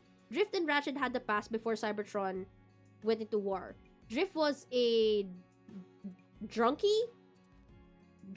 He was a druggie. He was like, how would you say this? He was in the slums. Drift was a Cybertronian that lived in the slums. He survived. He did what he has to do to survive. He did drugs, he killed, he did odd jobs and stuff. At some point, because of how shitty his life was, he overdosed. And Ratchet and Orion Pax managed to find him and save his life. At that point, Ratchet had no idea who Drift was. Drift, however, at that point, if we go through the fact that they get married at the end of the series, Drift started liking Ratchet at that point, but not romantically. He has the savior complex with Ratchet. This guy saved me, I owe him my life. And then when the war started, because of circumstances, Drift ended up becoming a Decepticon. He became Deadlock. He became one of the Decepticons' most feared assassins, even to the point that Megatron at some point made him like his right hand. He and Starscream were like right hand adjacent. Until Deadlock disappeared. He disappeared and he ended up converting. He became religious. He fucking became religious. And he decided to return to being an Autobot and absolve his sins by killing as much Decepticons as he can. And then by the time of the Lost Light, he and Ratchet reunite. He starts yearning for Ratchet, and Ratchet is dense as fuck. And he only realized that he kind of likes Drift as well. They argue like a old couple. They argue like an old married couple in the comics. And then when when Drift is sent out is excommunicated from the Lost Light for something that he didn't do, but something that he took blame for, Ratchet felt really bad about that because he knows the truth that it wasn't his fault, it was Rodimus's fault. But regardless, he's been stewing on the idea that I should probably look for him, and when he finally did, he decided that it's because he loved him. I am going to go look for him because no one will, and because I love him. Well, he doesn't say it outright, but it's kind of implied within the pages. And then you read you read Empire of Stone, and it makes so much sense. So yeah, there's that. And then now, adjacently, we have Drift. Oh, sorry. Wait, what's this? Oh, Drift Ratchet. This is Drift Rodimus? Sorry. Okay. Drift Ratchet. Drift. I will put Drift. Oh my god, where is it? Where did I put that? Oh, it's at the end. Okay, no, wait. Because I also have another one. Hold on, where is it? Rodimus.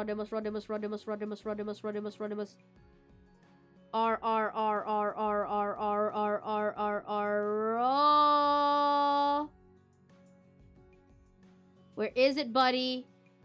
Rodimus. Wait, hold on.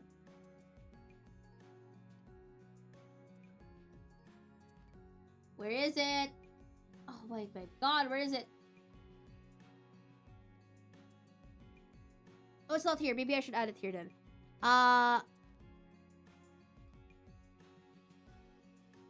Drift and Rodimus. Let's add a page. Add copy. Duplicate. Duplicate the page. Roddy. Dratchet. Roddy Dratchet. Before that, we have Drift and Rodimus. So, I think it's implied, or I don't know. I've read so much fanon. I've read so much fan fiction, and I can't tell which one is real and which one is like made out of fandom. So this is IDW. They are both racer models. And they are best friends. Canonically, they are best friends. They are amica. Best friends! But the thing is, I read this one fanfiction where it kind of explores how they are best friends. Drift is religious, right? He's now religious. And Rodimus was essentially a prime in the comics. And there was like this sort of hero worship in between the whole friendship that they had. Also, they're both hot. That's it.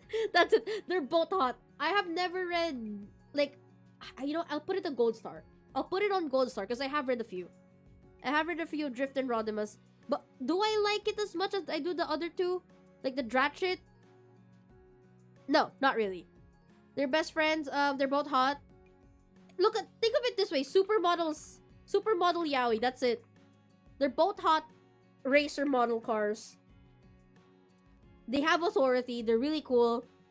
They look good together. That's it. They look good together.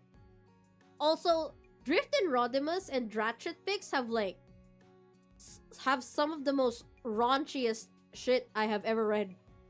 Which brings us to Roddy Dratchet. Roddy Dratchet, where is it? I put it in here. Roddy Dratchet. Dratchet, where is it? Where is it? Rod Dratchet, there it is. A little higher again than Drift and Ratchet. This is one side. Okay, I've only ever read one fic. I've only read one fic of this that I actually absolutely fucking loved. This is IDW past Roddy Drift. They were like a fling. They are an occasional fling, like back in the past, but conjuncts Dratchet. But the thing is, Drift still likes Rodimus, and Rodimus still likes Drift, but he doesn't want to be like the third wheel in this relationship.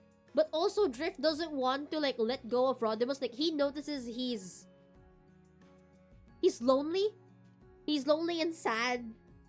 And when Rodimus is lonely and sad, he self-sabotages. Kind of like Starscream. This is why Rodimus ended up becoming like one of my favorite Transformers aside from Starscream. God, I love men that are a wreck. A wreck? No, a wreck. A wreck. WRECK. So, what ended up happening in that fanfic that I read was that Drift and Ratchet, Drift, thanks to Ratchet's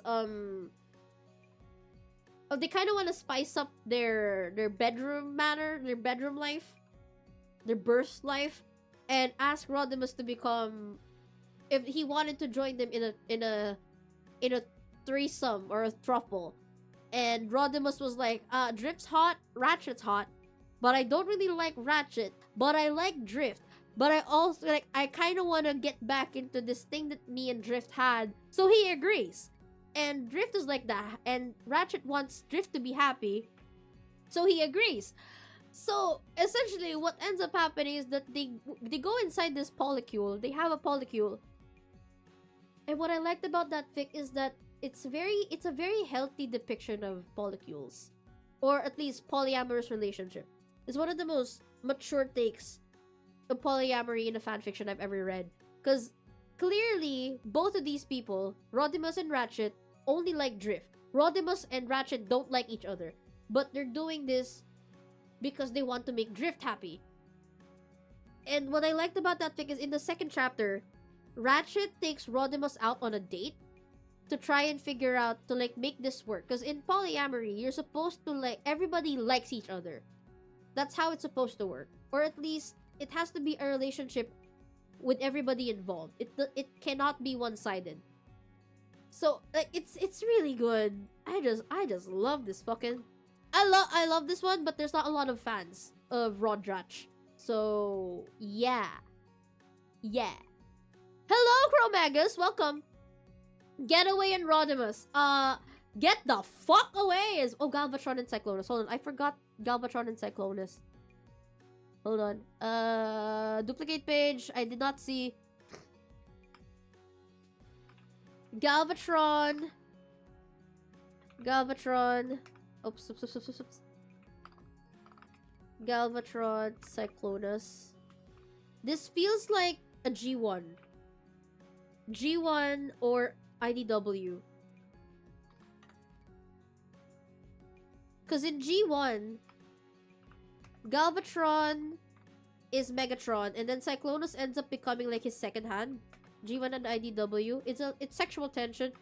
It's the same type of relationship that Megatron and Starscream has, essentially. Hello, Flack. Welcome. I really have no feelings about this one. I guess in certain contexts it works. It's the boss. It's a power play. It's a power play dynamic. Power play dynamic. I don't have any feelings about this one. Getaway and Rodimus. Ixnay. Very Ixnay. Ixnay. Fucking Ixnay. Okay, did you watch the War of the Worlds animated movie? No, I haven't. What is that? Like, the sci-fi War of the Worlds? Because there are a lot of movies that use War of the Worlds, and I'm thinking, like, is it that old sci-fi War of the Worlds show or like book, or are they just using the word War of the Worlds? Getaway and Rodimus. This is IDW. Getaway is kind of like a darker mirror of Rodimus. He's also very manipulative. He's manipulated a lot of people just to get what he wants. Rodimus is insecure. He kind of also manipulates people. War of the Worlds Goliath. Oh, no. I'm not familiar. Why? Did you watch it?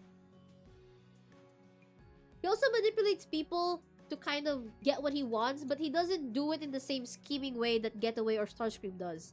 At some point in the comics, Getaway successfully overthrows Rodimus as the captain of the Lost Light. He does a mutiny. Rodimus wants to fucking kill Getaway.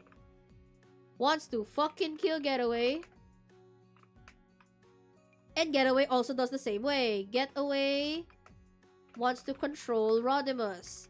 Kind of a little bit of Yandere ship in this, actually. A little bit of Yandere coded ship. I just don't like it.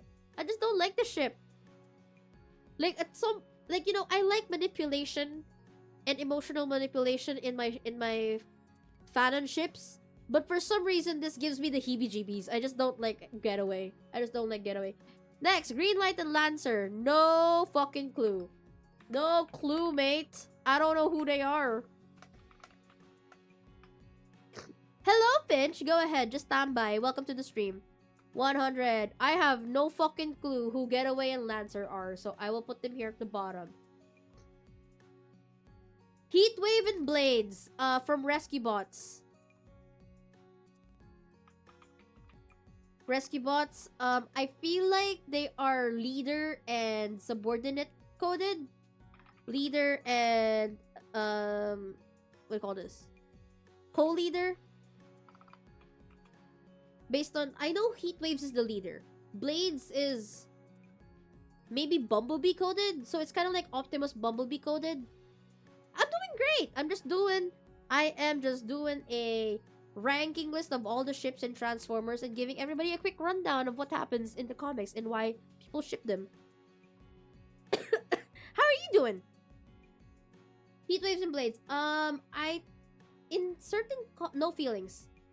I have no feelings. I think they're cute. Horrible and Needle Nose. No fucking clue who these two are. Oh, no. I do remember who they are. I remember. Okay, this is IDW. I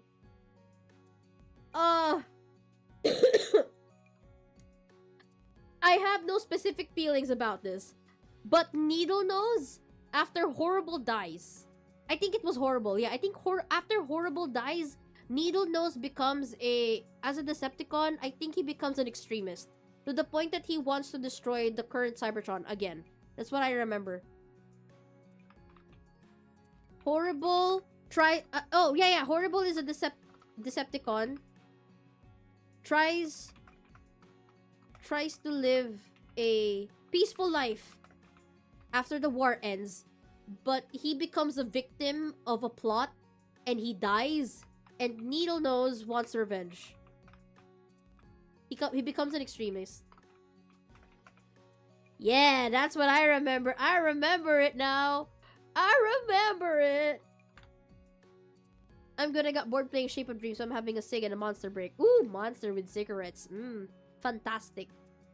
Hot Rod and RC. I don't know a lot about this because this is G1. However, I think it's very domestic. Domestic as shit. Because if I remember in G1, based on what I've seen, RC is the mother figure and Hot Rod is very jock type character, but he protects. He's very close with one of the human characters, And RC is also close with the human characters, so they're domestic as shit. Really cute. In certain contexts, it works. Because I don't think Hot Rod and RC works in any other context aside from G1. Hound and Mirage. I don't know which this one is. I'm trying to look at the picture, but I don't really understand. That looks that looks TFA. I have no comment. No comment. I don't even know this was a ship, man. I didn't even know this was a ship. No comment. I have no comment for Hound and Mirage. Rich or poor, life just finds a way to fuck you up. Indeed it does. Indeed it does. Inferno and Firestar. Also no comment. No comment. Based on their names, they be blazing. Ballsin'. Blazing. I can't. 100. Bam. No comment. They be blazing. I mean, with the names Inferno and Firestar, they're just flame out. They're just flaming out. No comment. Ironhide and Chromia. I think this is G1 coded. G1 IDW coded.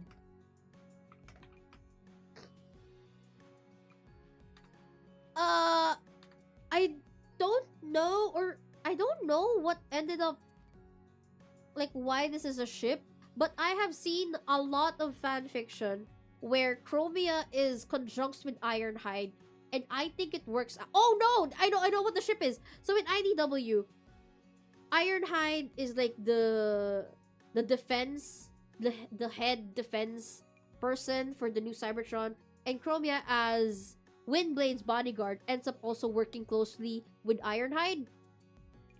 Their couple dynamic is essentially they are both badasses that fight. That's it. They're both badasses that fight, that become soft when they're with each other. What should I have for snacks? You drank some Monster, you did a cigarette. What is a good snack? Would you like a hot dog in a bun, or something sweet like a donut, or chips? Just chips in general.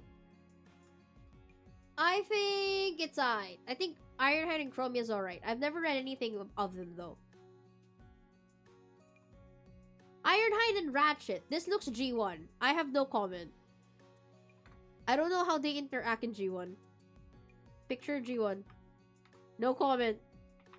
I have no feelings for this. Maybe a little bit higher than I really have nothing. Jazz and Soundwave. Ha. Okay. I think this is, looking at the picture, this looks IDW or G1. In certain contexts, I think it works, particularly G1 or IDW. I have an original NHA jersey from Citra. Should I rather sell it for 30 or 50k? You can, if you want to put the bid on it and then start it at 30k if you're not sure if you want to sell it for 50. Underprice or original price? Original price plus tack on. Because I mean, you bought it. You bought it, didn't you? Or you can put it up for auction. If it's a shirt that is not sold elsewhere, or it's very limited, you can sell it or put it up for auction if you're not sure about the price. If you want to just make money out of it,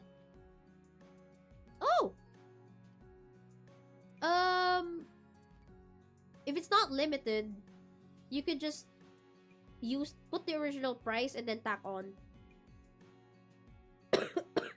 Champions jersey, or you can, yeah, as I said, put it up for auction. Jazz and Soundwave, the whole idea of this is that they're essentially spies. They're both spies. Jazz is the leader of the Spec Ops group of Autobots, and then Soundwave is the communications officer of the Decepticons. Their job is to be stealthy and listen on what the other person is doing, like the other faction is doing or planning. They're both spies. They can play it off as like James Bond type thing. I think this is the whole James Bond type thing. And I don't know. I feel like in the fanon, Jazz is considered to be a character that sleeps around. Straight sila chance for 3 years. Yeah, I guess you could. Ayun, it really depends on what you want. Sell it for auction or tack on. Never underprice. Never underprice. Unless you want to sell it immediately, that's the only time you underprice. But if you want to make money out of something that's limited, auction or at higher than the original price. Good evening, Q. Good evening. How are you doing? They're both spies. It's hot. It's hot. Okay, it's hot. I don't really read much of Jazz and Soundwave, but in certain contexts it works. It's really cute. Count and Boss. DJD. This is IDW focused, if I remember correctly. IDW focused. Do I think much about it? I don't think much about it. Do not think much about it. I'm not really interested in the DJD. The only reason I'm interested in, like, the DJD is because of Tarn. I do think they have, like, a very physically affectionate relationship in the comics, though. So, I don't know if they're canon. So, I'll just put it in no feelings. That's a lot. Holy fuck. That's a lot. 170k? I mean, are you selling it here in the Philippines or are you selling it in Switzerland? If you're selling it on Switzerland, I think that's fine. But if you're selling it for Filipino peso, I think that's a lot. But then again, I don't know anything about football jerseys. I have 7 a.m. Dang, what the fuck? That's a long work time. What the hell? Knockout and breakdown. 100. This is TFP. They are... If the writers weren't being held by gunpoint, they would have been canon. Would have been canon. If they weren't being held at gunpoint by Hasbro saying you can't do any gay ships in a kid's show. They would have been canon if they weren't held at gunpoint. They are, however, very much canon everywhere else. In IDW, they're canon. Canon everywhere else. They are probably the most stable relationship out of everything here. The most stable ship.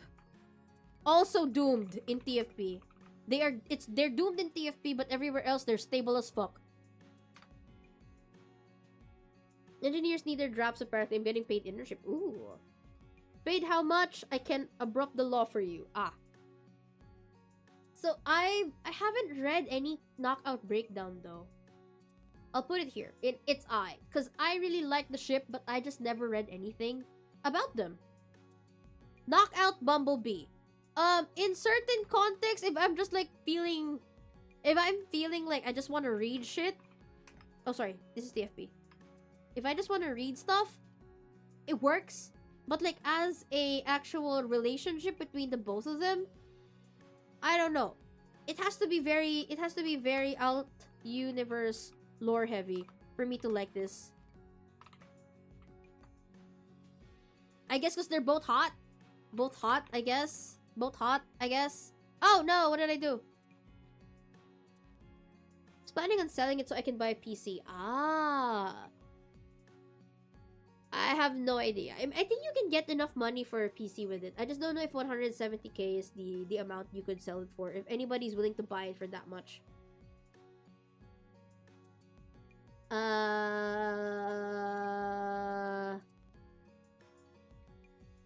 X-Day? I have no feelings. I don't really care much. If people like it, then they like it. I don't really care much. Knockout Ratchet. They're both doctors, I suppose. TFP. This is TFP. TFP. This is old man, young man, yaoi. I'm not a fan. I'm sure it's cute, but there. I'll also put it here. No. Actually, yeah, I have no feelings for this. I have no feelings. It's okay. It's okay if you like this. The thing is, though, they're both doctors. Both doctors. They can relieve stress together, I guess. I can relieve stress together, I suppose. That's fine. Next. The meat for TFP. Knockout Starscream. So Knockout is the only person Starscream likes in TFP. They understand each other. They have fun. No, they're no. Oh my god, they are the gay best friends. That's their ship. That's their ship. They're gay best friends. They can be hot together. They can sass each other. I guess they can have a fling every now and then. The strongest point for this ship is once Breakdown is dead. Because Breakdown dies in TFP. Can work by the end, I guess. But the thing is, I don't think Knockout would prefer being in a relationship with Starscream. Starscream would like to be in a relationship with Knockout, but Knockout wouldn't like that. So, in certain contexts, it works, I suppose. Okay. Knockout, Breakdown, and Starscream. In certain contexts, it works. I've explained it. It's the same thing. It's the same thing. I would say in a lot of the fics that I've read, it's fanon understanding that Knockout is probably very Knockout and Breakdown are in an open relationship. Because Knockout tends to be very promiscuous, and Breakdown is kind of just like okay with Knockout sleeping around as long as he comes back to him in the end, because they're the ones that have an actual romantic relationship. Everybody else that Knockout sleeps with is only purely physical. So what Knockout and Breakdown have is absolutely real. Knockout, Breakdown is romantic, and they adopt Starscream.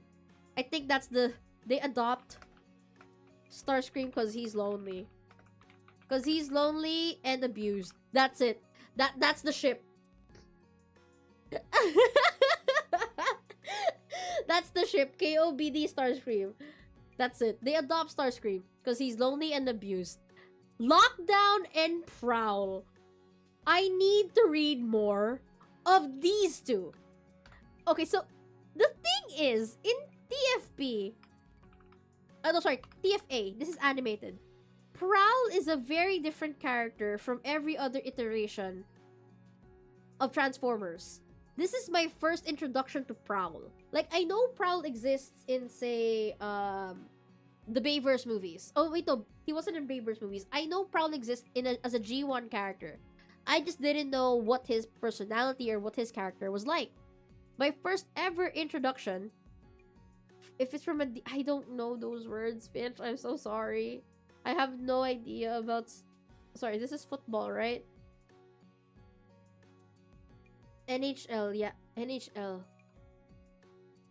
Football, yeah. Starscream's the Jet, ain't he? Yes, he's the Jet. Breakdown and Knockout are cars. Hockey. Oh, and I don't know. I have no idea. I'm sorry. Well, I guess Q knows about it. So if it's from a Division 1, it's probably like high enough division, you can sell it for that much. I just don't know if anybody in the Philippines would buy it. Probably from Switzerland or like other Western countries that have hockey as a sport. Yeah.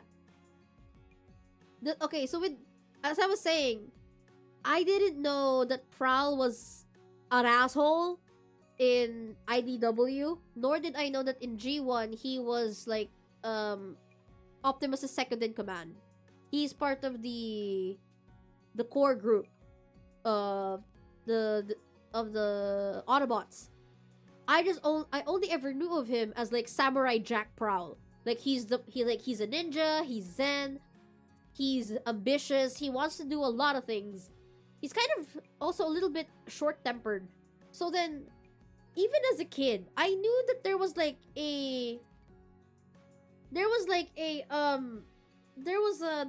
some sexual tension between Lockdown and Prowl in the show. Even as a kid who didn't know anything about shipping back then, I kind of felt that there was something between these two.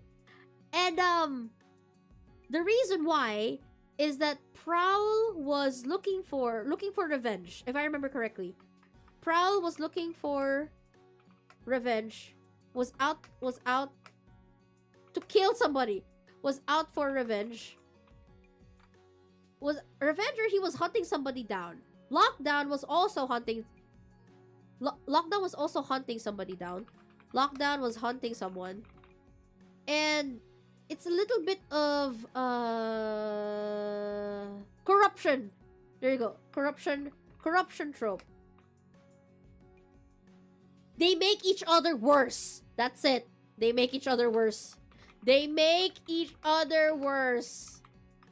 They are so toxic for each other that it's kind of hot. There you go. They make each other worse. I need to read more of Lockdown and Prowl. I don't know how much fan fiction there is between Lockdown and Prowl. But I'm currently reading this one fic of Prowl from TFA being isekai to Transformers Prime's universe after he died in the TFA show.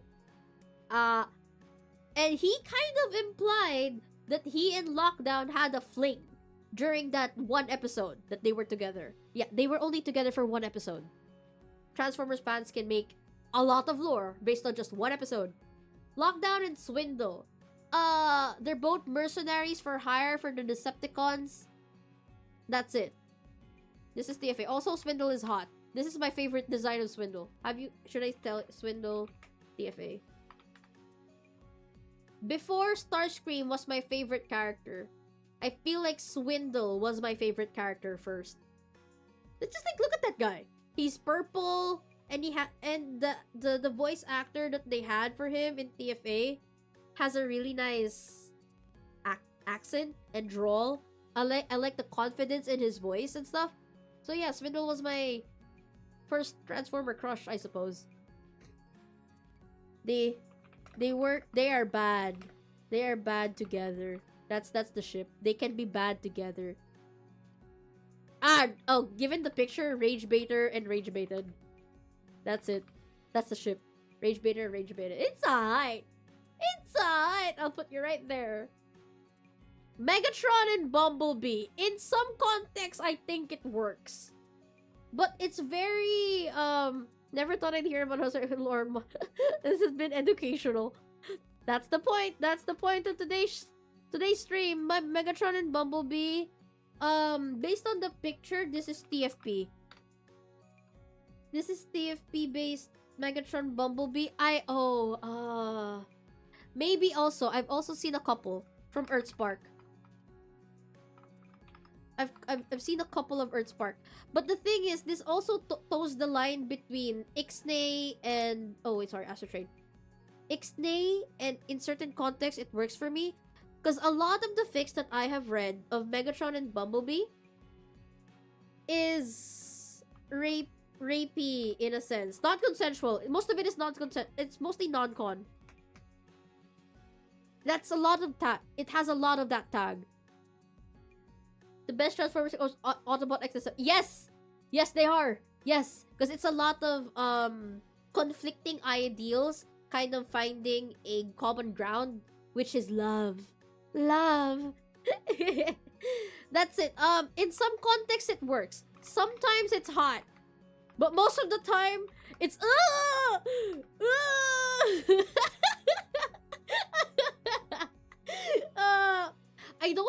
I don't find joy in reading Megatron Bumblebee. Unless perhaps it's TF1.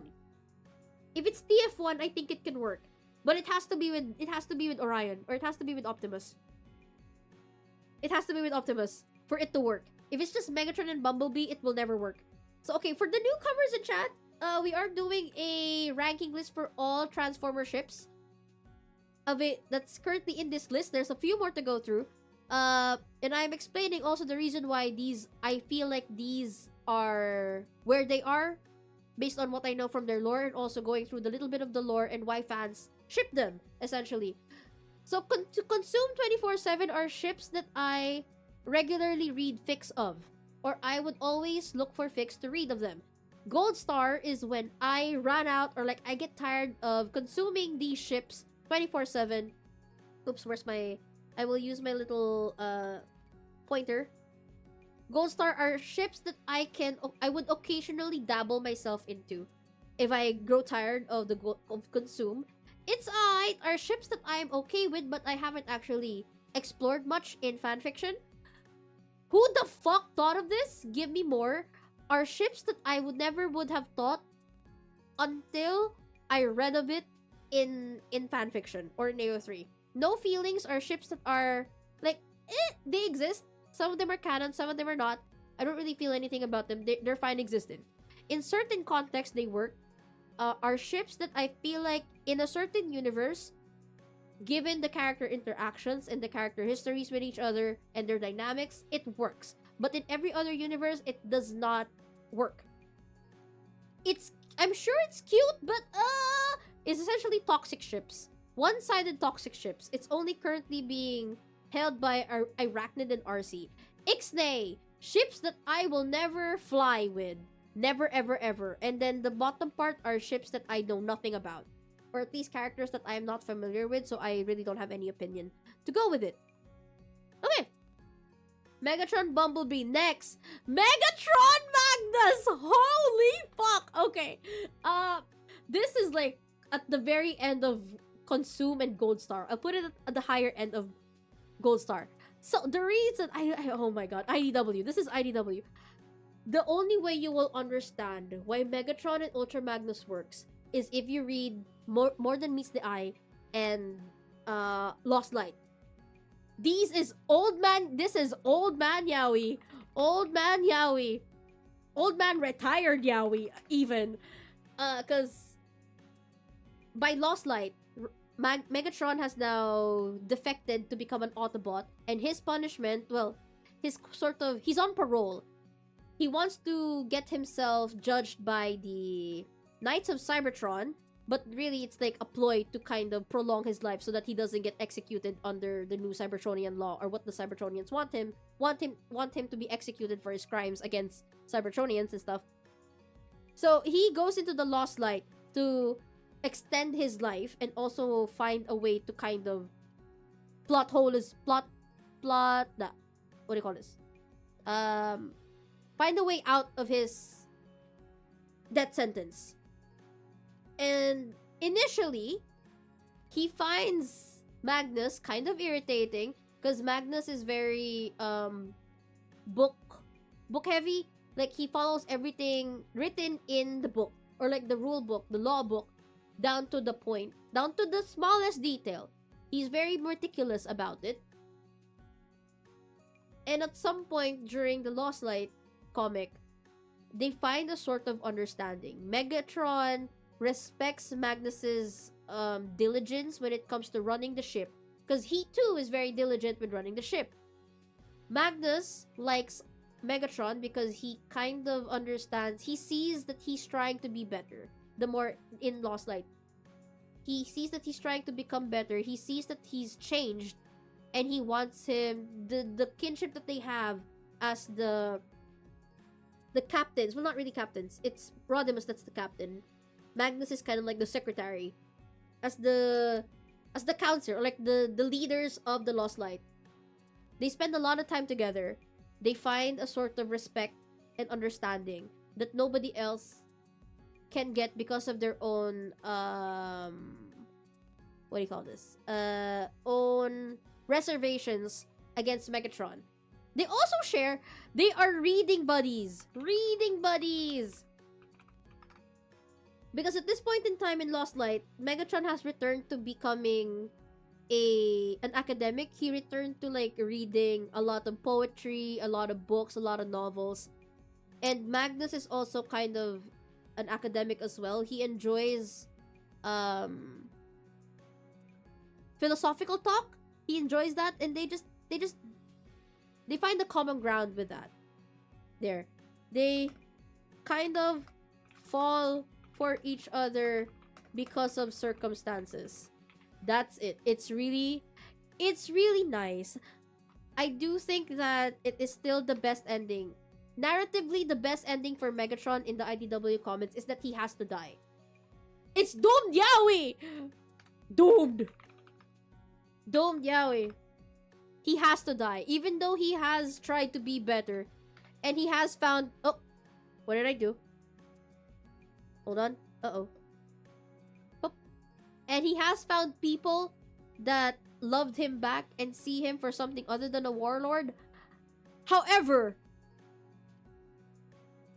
he's killed so many people. He's killed so many Cybertronians. He does not deserve a second chance. So it's doomed. Okay, it's doomed. It's fucking doomed. Even more doomed is Megatron and Optimus. Like, we're gonna put that on... That's right on top. Starby, go down, go down. Y'all know what this is. This is the most doomed Yaoi ever. The most okay. Every fucking continuity. Doomed as heck. Doomed as heck. Doomed as heck. What I like about this is that they are clashing ideologies on different end of the spectrums. They want the same thing, but they go about it differently. Megatron is an extremist. Optimus is a pacifist, but he tries to, like, he's naive enough to think that Megatron will be able to see the world the way he does, while Megatron wants to drag Optimus down to his level. It's just enemies to lovers. It's so amazing. Enemies to lovers.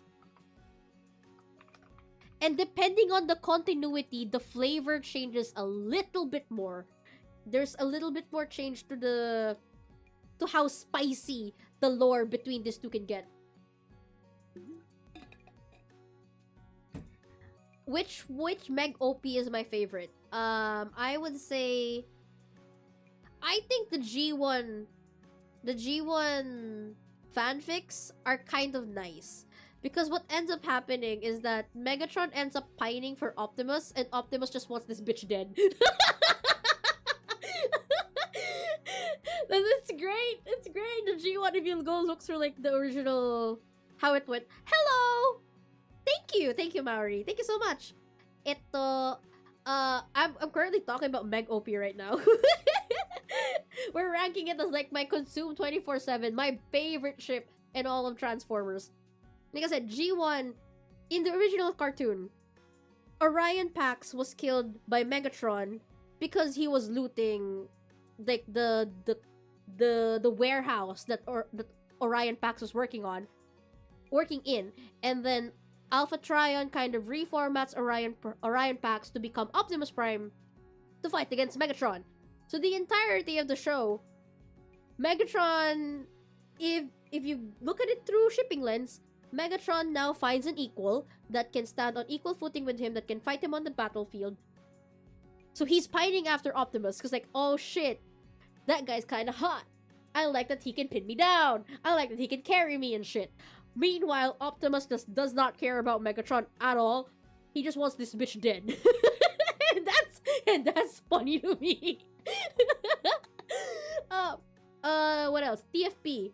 With TFP, it's the same idea with D16 and Orion Pax. Friends to love, possible lovers, ends up become doomed Yaoi because Megatronus is too ambitious and he feels like Orion has betrayed him to become a prime, which they were both fighting for. They were both fighting against at the beginning, even though Orion didn't choose to be a prime, and now they're just doomed together. What else? Earthspark. I haven't watched Earthspark, but I heard it was really nice. The first season at least. What else? TFA! Animated! Ooh! TFA! Oh! Very reminiscent of G1. Megatron does not care about Optimus. Optimus does not care about Megatron. Up until they crossed their paths, where Megatron tried to kill Optimus's entire team because they had the Allspark. And Megatron is now the one pining after Optimus because never has he been beaten by a Cybertronian civilian frame so small, and like he's just very impressed. So Megatron's entire, I feel like I just like the trope of Megatron that wants somebody to sit on. To sit or step or just fight him. Anybody that can fight him is a good ship. That's my favorite kind of Megatron. Man. Who bottoms and who tops? I prefer a bottom Megatron. than a bottom Optimus or a top Megatron. Megatron's already a control freak. He needs to let go of that control and give it to Optimus, who is almost always the one that is like. There's also this whole dynamic between like, if they're together, Megatron's like, he's selfish, he's very aggressive. Meanwhile, he also knows what he wants and he takes what he wants. He's greedy. Optimus, on the other hand, is very self-sacrificial. He's, what do you call this? He's humble. He would rather destroy himself than have somebody else feel the pain or sacrifice something that's too big. But if you put them together, it's kind of a little bit like most of my top ships. It's a lot of fixing each other. If you put them together, they will fix each other, essentially. Now, the next is Megatron and Rodimus. I would also put it in my consume 24/7. Oh, good lord, this is IDW centric. Oh, I don't have the time. I gotta go faster. There's so many of them. Old man Yowie, old man with Jock. Oh, with white boy. Old man with white boy. My draw for Megatron and Rodimus is that they're co-captains. It's love-hate relationship. It's a love-hate relationship between them. It's kind of like Optimus and Megatron. Oh, I forgot to mention, in IDW, I don't think Megatron and Optimus in IDW is ever going to work. I think there is something there between them, similar to how G1 is, but it would never work out, in my personal opinion. If I'm trying to find a logical loophole to make IDW, Optimus, and Megatron end up together, it can happen if you really want to. But personally, I feel like IDW Megatron has to end up with somebody that isn't Optimus, because it's not gonna work out. Optimus in IDW is kind of a bit of a bastard. He's a bastard. They're going to make each other worse. They're not going to make each other better. They're going to make each other worse. Megatron and Rodimus, on the other hand, will make each other better. Rodimus is already... He has a lot of self-hate. Both of them has a lot of self-hate, actually. They both hate themselves. And they're trying to be better. Megatron does it a little bit better because he does... Oh. He does end up finding... He ends up becoming more at peace with himself the more it happens in the Lost Light. But Rodimus never ends up finding that peace within himself. He's kind of a people pleaser. Rodimus is a people pleaser. He has a mask that he puts. He has a confidence. He masks his insecurities with a confident mask so that nobody else can see how badly he hates himself. But Megatron can see through that. And he kind of wants Rodimus to love himself as much as he loves him. It works really well. And also it's very nuanced. Nuanced as shit. This is nuanced as shit, man. Because at some point, Megatron murdered Hot Rod. Murdering Hot Rod ends up becoming the reason why he becomes Rodimus Prime. Hot Rod becomes Rodimus in the comics.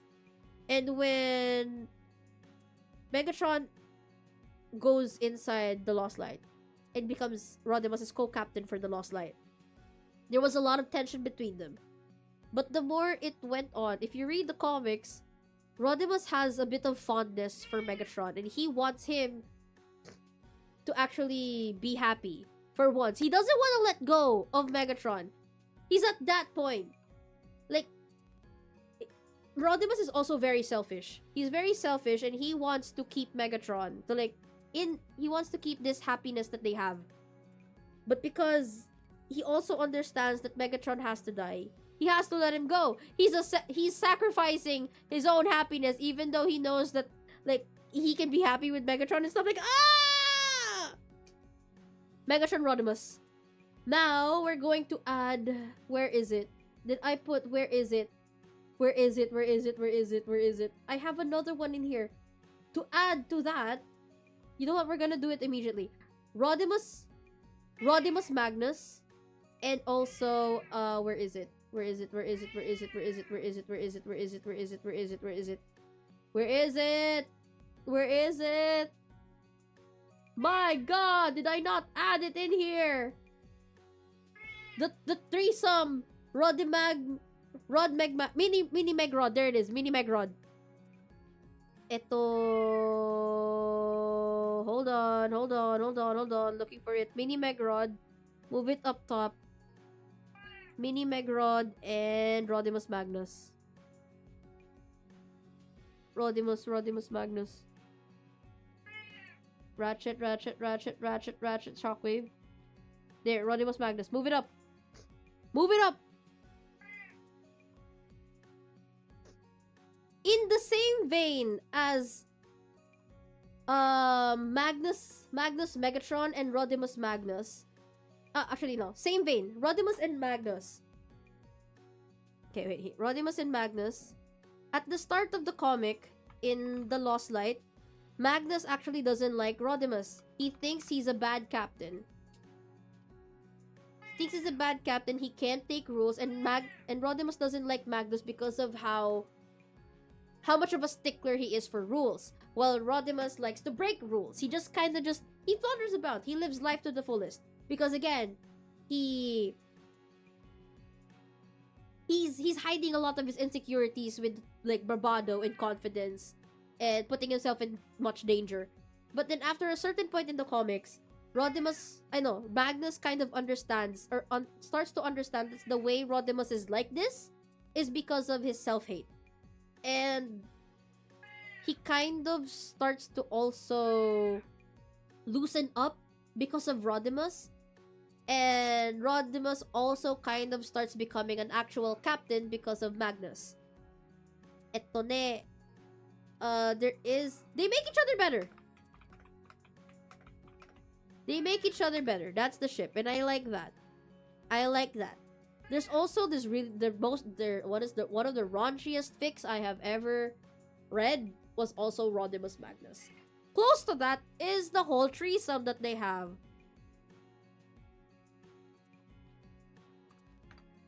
Minimus Ambus, because in the comics, Ultra Magnus is like a big frame piloted by a mini con named Minimus Ambus. Mini Megrod is the threesome between the three, is a triple of all three of them. Essentially the captains or the leaders of the Lost Light. What makes it work is that they balance each other out.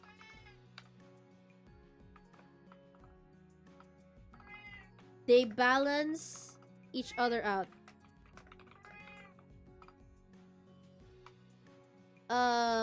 Minimus and Megatron kind of kind of make Rodimus more chill. They assure him of his place in the Lost Light, kind of minimize his self-hate or self-loathing. Minimus and Megatron, as I said earlier, they kind of have they have a philosophical kind of connection with each other. They have that academic connection with each other. Megatron and Rodimus learn to love themselves together. Tom sound like he's starving. How dare you torture? I'm not! I think he just wants me to go to sleep and make me stop yapping. He's been yapping at me the entire night. I don't know what he wants. I'm trying to make him sit on the table beside me, but he doesn't want to be. There.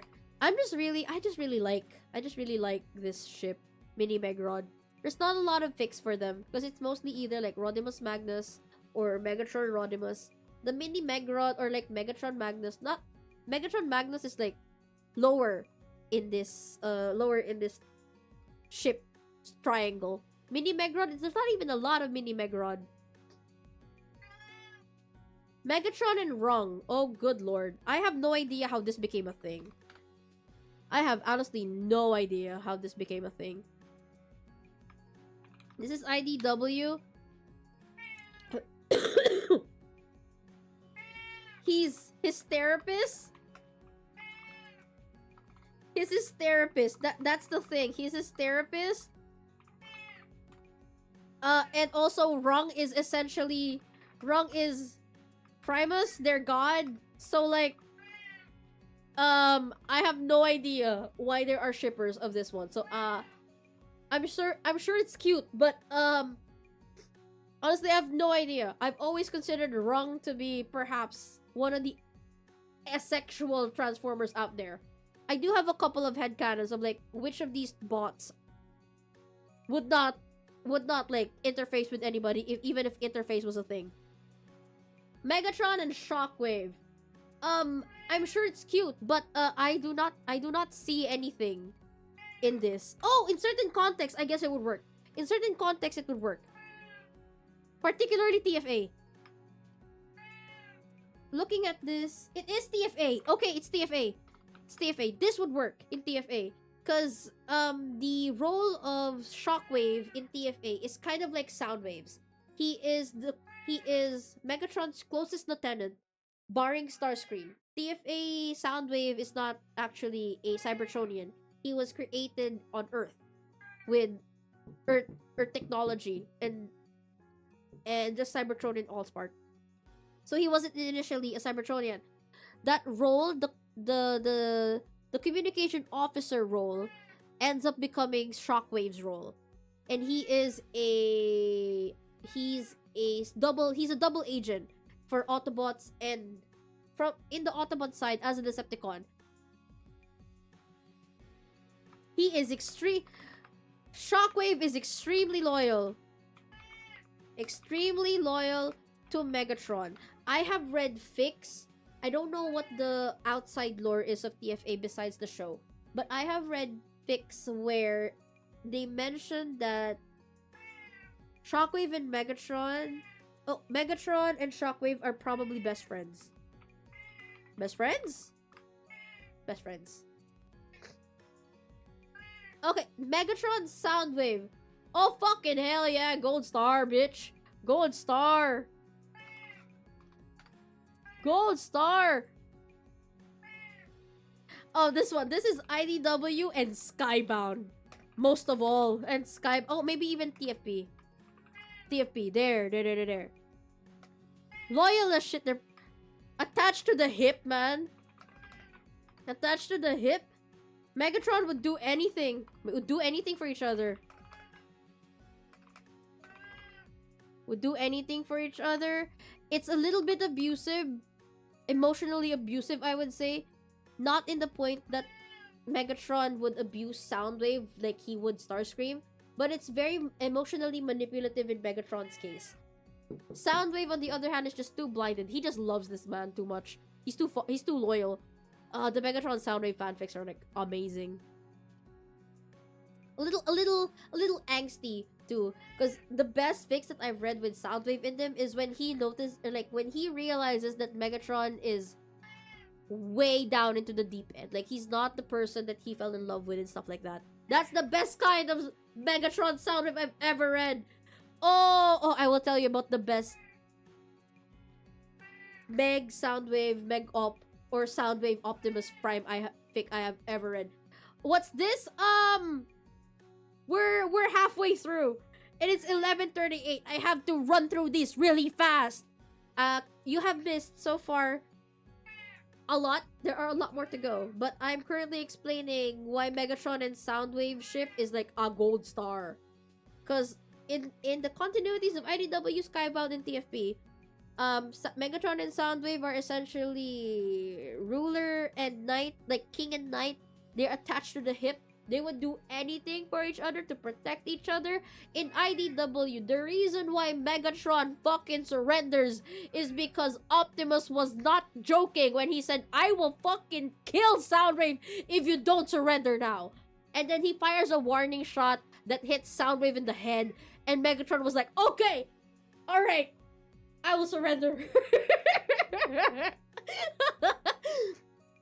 In Skybound, there was this page that I found in one of the earlier issues where he essentially asks Soundwave to kiss his hand, and Soundwave just gently takes it and accepts it.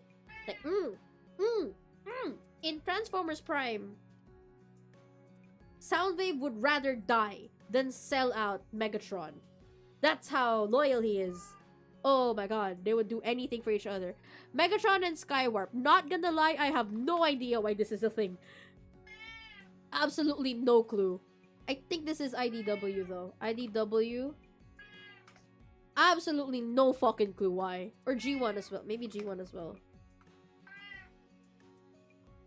Absolutely no fucking clue. I guess they're both insane. They're both insane. They're both insane? I'm sure it's cute. Uh-huh. Megatron Starscream. Oh, good lord. Okay, I will put it in its eye because I have read a couple of fics. However, if you add Optimus into this ship, that would put it in consume 24/7.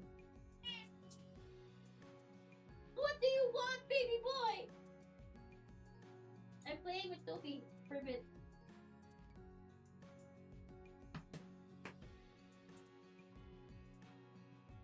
My personal opinion for this is that it only works pre-war. IDW, TFP. Actually, anything. All continuities. All continuities. Mao.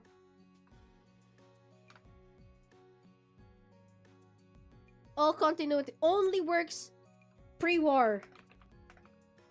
Because otherwise, it is just toxic as heck.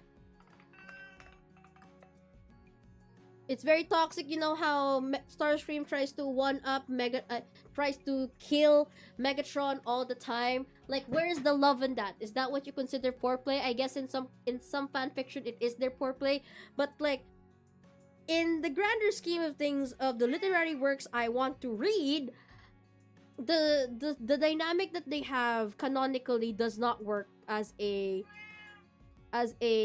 romantic couple. It does not work. However, if it is a pre-war, if it's set pre-war, I can kind of see how Starscream would be swept off his feet based on what Megatron's ideals are and his ambition, because Starscream is also ambitious, and Megatron kind of gives him that avenue to become something else that the Autobots never allowed him to be. Because in IDW, if I remember correctly, in IDW and TFP possibly, Starscream is often disregarded as a flight frame or as a seeker, and he's smart. He's a scientist, but because he's a flight frame, they don't take his work or his inputs seriously, and so that they're kind of racist to Starscream, and that racism that he's kind of taken all throughout his earlier years, it made him resentful, and it made him angry, and Megatron fed on that anger, and that's why they became leader and second in command. The love that they had before the war makes sense.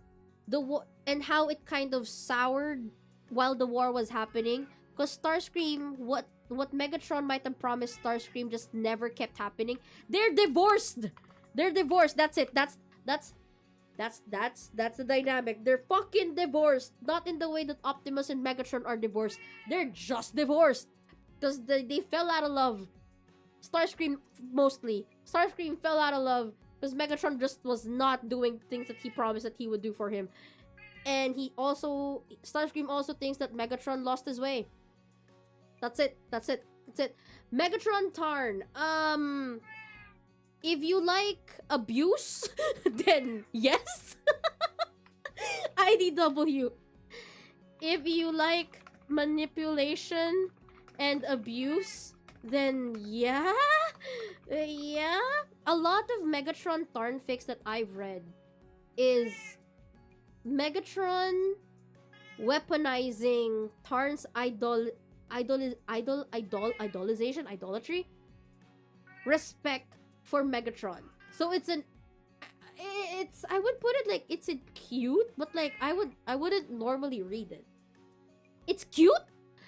I'm sure it's cute, or I'm sure it's great, but I bet they have the raunchiest sex. Meg Oplita. Hey, this is in the same vein as Megatron Starscream, Meg OP, Meg Star OP, in the same vein. I'll just put it together. Meg Star OP. Leaders, IDW. Leaders, gotta leaders. They just have an orgy. They just have a polycule. That's it. The most powerful polycule ever. That's it. I've never read a Meg Oplita, but I feel like I should. I'll put it in Gold Star. Elita will make these two her bitch.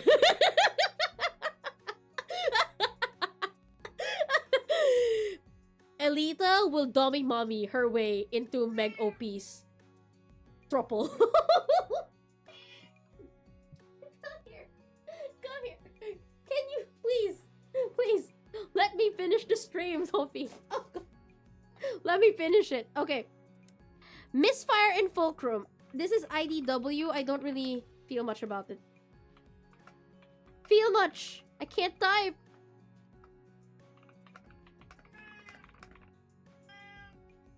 Yeah. I know you want out. Pinapapasok ka kasi ng pinapapasok eh. My sisters keep putting my cat inside my room. He wants out. He doesn't want to hear me talk.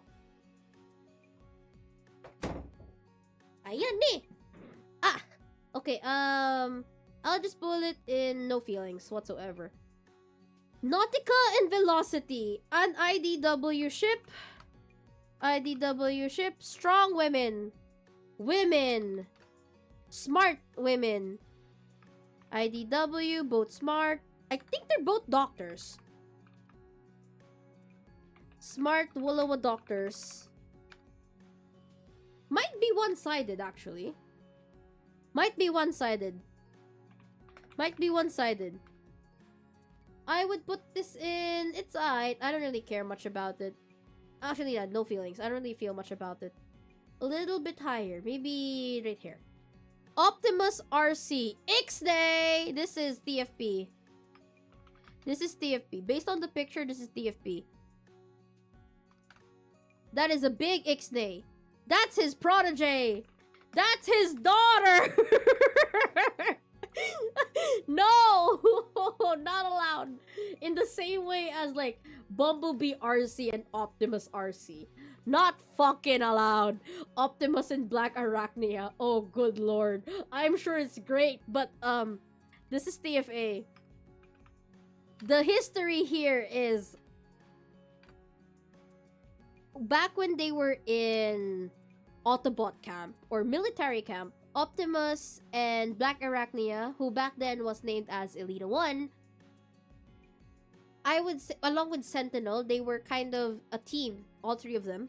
And Black Arachnia or Elita 1 and Sentinel were being dumb doofuses. They decided to go into this planet where that was filled with organics and they wanted to explore it. And Optimus was like, we shouldn't be doing this. We might get in trouble or we could be put in danger. But these two dumbasses kept saying, hey, you need to liven up and shit. And then, yeah, lo and behold, something happens. Elita ends up falling in the pit of spiders and they couldn't save her. Sentinel and Optimus ran away. And now Elita was bitten by these organic spiders and got turned into a techno-organic, essentially turning her into a cybertronic spider. And in TFA, the Autobots has racism against organics. They do not like humans or anything that is organic. They hate them. So, she's racist to herself, and she blames Optimus for not coming back to save her. Even though Sentinel is also right there. It was her and Sentinel's choice to go to that planet and end up killing herself. Optimus wanted to go back. But Sentinel and Elita both blame Optimus for their dumb fuckery. So I'm just, nah girl, you toxic. Nah girl, you toxic, leave him alone. Although in the show, oh yeah, she wants to kill Optimus. Optimus regrets it. Regrets everything. In the past, they might have been together, but it just doesn't work as Black Arachnia. She's just too hateful towards him. Optimus and Bumblebee. In certain contexts, it can work. Depending on what your fetish is. What a word! In context, I would put it a little bit high because I do think Optimus Bumblebee is kind of cute as well. I do think of it as cute. Maybe I'll actually here. I'll put it in Gold Star. Sometimes I read Optimus Bumblebee.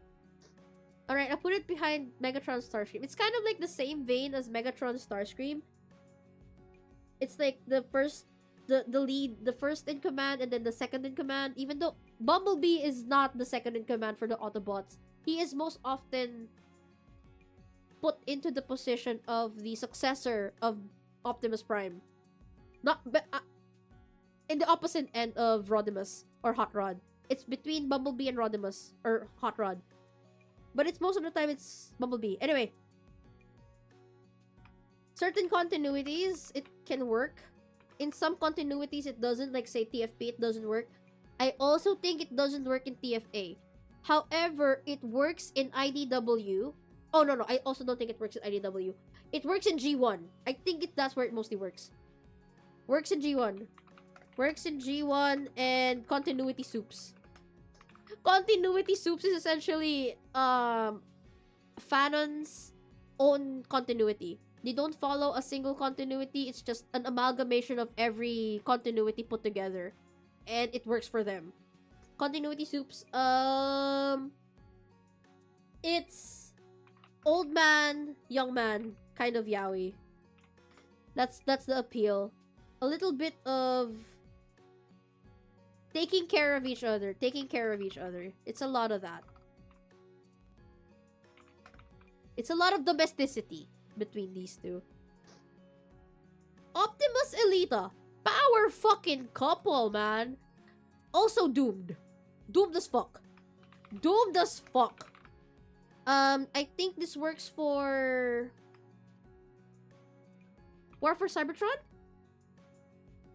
The Netflix trilogy and G1 as well. No, G1 first. G1. Canonically in G1 they were together, I think. At least Orion, Pax, and Elita were together. No, I'm sorry. She was named Ariel before she turned into Elita. They were together. War for Cybertron and also Cyberverse. Yeah, Cyberworld and Skybound also works. Doomed as fuck. In the same way that Meg OP is doomed by the narrative because they have different approaches for the same thing.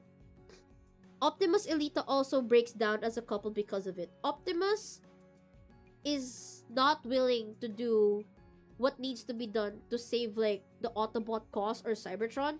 Elita is willing to do everything to save all the Autobots and Cybertron.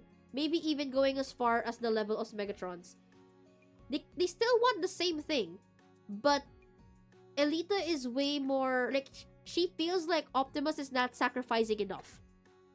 So that breaks them down. Doomed as fuck. I have never read, but it's aight. It's aight. Hello, JT. Welcome to the stream. Optimus Jazz. This is TFP. I'm looking at the pictures, TFP. I think this works TFA. TFA, it's kind of weird. I don't think it works as TFA.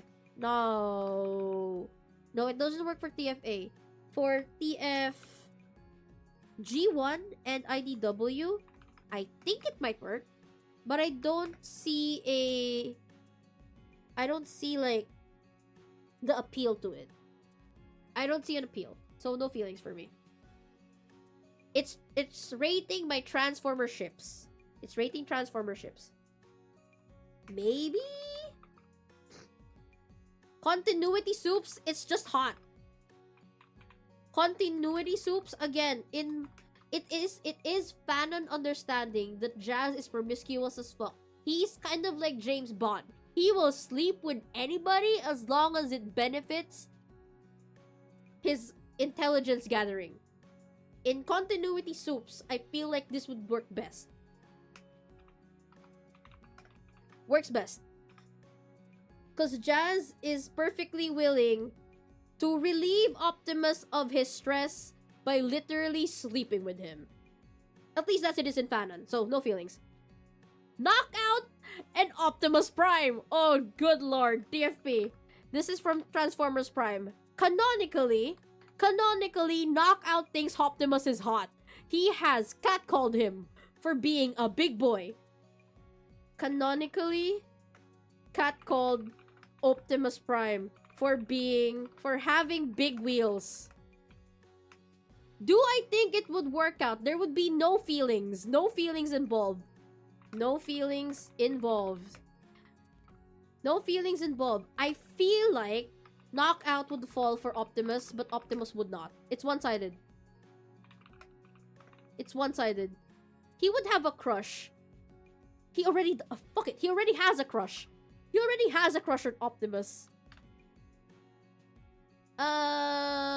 It's alright. It's alright. I'll put it a little bit higher. Because I think it's hot. I think they're both hot. Optimus and Ratchet! Oh, the best Optimus and Ratchet fic I have ever read is a Bayverse fic. Imagine that! It's a Bayverse fic! Okay, Bayverse. Oh god, first mention for Bayverse? Imagine that! But this one is based off TFP. Okay, Bayverse and TFP. Bayverse, it's a doomed yaoi. I mean, Ratchet dies in Bayverse. Bayverse doomed yaoi. Doomed. TFP also doomed, but also yearning. TFP doomed. Yearning central. Yearning one-sided yearning central. One-sided yearning central. Rebound. Rebound lang si Ratchet. Isang putang inang rebound si Ratchet. After the fallout with Megatronus, the way that I see it, Ratchet becomes a rebound for Optimus, and they kind of just stick that way. It's also very rebound.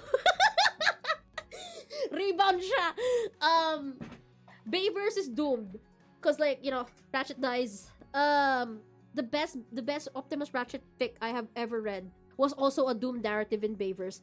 What ends up happening is that Ratchet sees that Optimus is no longer the person he fell in love with, and he's making all the wrong decisions because he wants to stay on Earth, and Ratchet kind of wants it. It's a little bit of a continuity soup for that fic, but like Ratchet wants to go back to Cybertron because now they have the Allspark. They already have the Allspark. They can reset Cybertron, but Optimus is kind of like stuck in the bureaucracy of Earth and wants to make Cybertronians work in Earth, but he's being controlled by the military, and Ratchet does not want that.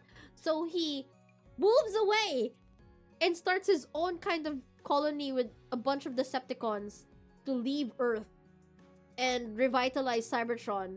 And Optimus is out here trying to kill him. And it's like, ah! Okay, I'll put it in it's I. Optimus and holy fuck. Consume 24/7. Holy fuck. Okay, Starscream a little bit higher than Rodimus Megatron Rodimus. The best Optimus and Starscream fic I have ever read has just finished recently. I think this ship feels a lot better with Megatron in the mix. Again, I think it needs to be a throuple for them to work out. Starscream and Megatron, for them to work out post-war, it has to be with Optimus. For Optimus and Starscream to work out, it can work without Megatron. However, I think it's better with Megatron in the picture. Okay. This feels, based on the picture, this is G1. This is G1. The way it works is Optimus can fix him. Optimus can heal the love lost from Starscream. Also, he can save him. He's like a princess. Princess save. Princess save. Optimus is too kind. Optimus is too kind to Starscream. Starscream does not know what to do with all this kindness and just ends up falling for him. That's it. That's the entire thing. Oh wait, why did I do that twice? What's this? Holy fuck. Okay. Orion and Senator Shockwave. I'm gonna add a very, very specific role for this one. Doomed as fuck! Holy god. Doomed as hella fuck. Orion and Senator Shockwave is IDW. Oh, it's 12. It's 12 a.m. Oh no. It's 12 a.m. I'm not done yapping. Oh, maybe I should continue this tomorrow. Maybe I should continue this tomorrow. I'll stop here and then I'll do the rest tomorrow. I'll do the rest tomorrow. I have to go sleep. Ah, I'm so sad. I didn't expect it to be this long. Okay. This is my last yap. And I need to go sleep. The reason why this is so angst-filled. Angst-filled. Kind of Meg OP TFP coded. The reason why is in IDW, Shockwave, yes, the Shockwave, the one-eyed Shockwave, started out as a senator in Cybertron. Essentially, he makes laws. He's like a council. He's part of the Council of Primes, kind of like that. And when Orion starts rebelling against the current government, Senator Shockwave is the one that helps him. Because Senator Shockwave also kind of doesn't like how the government is kind of moving into functionalism or fascism, as they would say. He doesn't like it, so he kind of works within the government to help Orion and his rebel team to dismantle or like at least change the government from within. Because Megatron's doing it from outside, so they wanna change the government from within, and he and Orion, Shockwave and Orion become like really close. However, Shockwave back then, even though he has his emotion, he's not, he's still not the warlord he's still not the war criminal that we know him as. He's still kind of schemy, manipulative. Shockwave emotional manipulation. He uses Orion's drive for change as well as his kindness as a weapon, so that he can guide Orion to be something that he can use. Essentially, when Orion dies, well, not really dies, when Orion gets caught by the government, and he's the one that repurposes Orion's frame to fit the matrix of leadership. Essentially, Shockwave has created or reframed a lot of Cybertronian frames to fit the matrix of leadership and see which one of them can become a new prime. And he bet all of his money into Orion. So Orion becoming prime was because Shockwave made it so. He did it because he feels like he would be the best he would be like the next best prime they could ever get. And then when he became the Shockwave that we know of with the one eye and has lost all of his emotional circuits, and he's just a mad scientist. Where was I going with this? He reveals that he's still the same Shockwave, but now nothing is holding him back. And Optimus or Orion at that point is like, you were like the first. I can't explain it. There's a lot of angst here. Essentially, Orion lost his first love. That's it. He's his first love. Orion. No. Shockwave is Orion's first love. And then when Shockwave is mutilated to have like a one-eyed Shockwave, and he becomes Optimus Prime, it just kind of drips away. He wants to save Shockwave, but he can't do it because he's gone onto the deep end. He's gone onto the deep end. Yeah, that's it. That's where I would end today's stream. I will do the rest tomorrow. Ugh! A lot of yapping on my end, and I need to drink water. Thank you for the hydrate, by the way. So this is what we currently have. I will skip through its eye. So consume 24/7, Meg OP, Meg Op, Starby or Starscream Bumblebee, D16 Orion Pax, Optimus Starscream, Megatron Rodimus, Rodimus Magnus, Mini Megrod, Gold Star, ships that I would read if I get tired of the 24/7. Megatron Soundwave, Megatron Ultra Magnus, Rodimus Drift and Ratchet, Drift Ratchet, so many polycules, so many threesomes. Oh, the best polycule is yet to come. That's for tomorrow. That's the star and the other one. Ooh. Okay. Tailgate Cyclonos, Drift Rodimus, Lockdown Prowl, Meg Oplita. Doomed as fuck, Orion and Senator Shockwave. The best no. Optimus Starscream fic that I've ever read has past, where is it? Oh, it's not yet here. Past Starscream Megatron and past Orion Senator Shockwave. And it's like, ooh, gut-wrenching. It's just a bunch of ships that exist and I don't really care much for. Who the fuck thought of this is Blitzwing and Bumblebee? Because like they never had a single interaction in the show where it could be misconstrued as romantic or sexual tension, and yet the fandom created this lovely ship. No feelings. I don't really care. I don't really care about this. In certain context, these ships might work. I'm sure it's great, but it's too toxic for me. Or I feel like it doesn't really have any bearing in it. You don't really get anything out of it except that these two robots hot. Put them together. Ixnay. It's just shipping familial. It's kind of like incest. But it's incest that I don't like.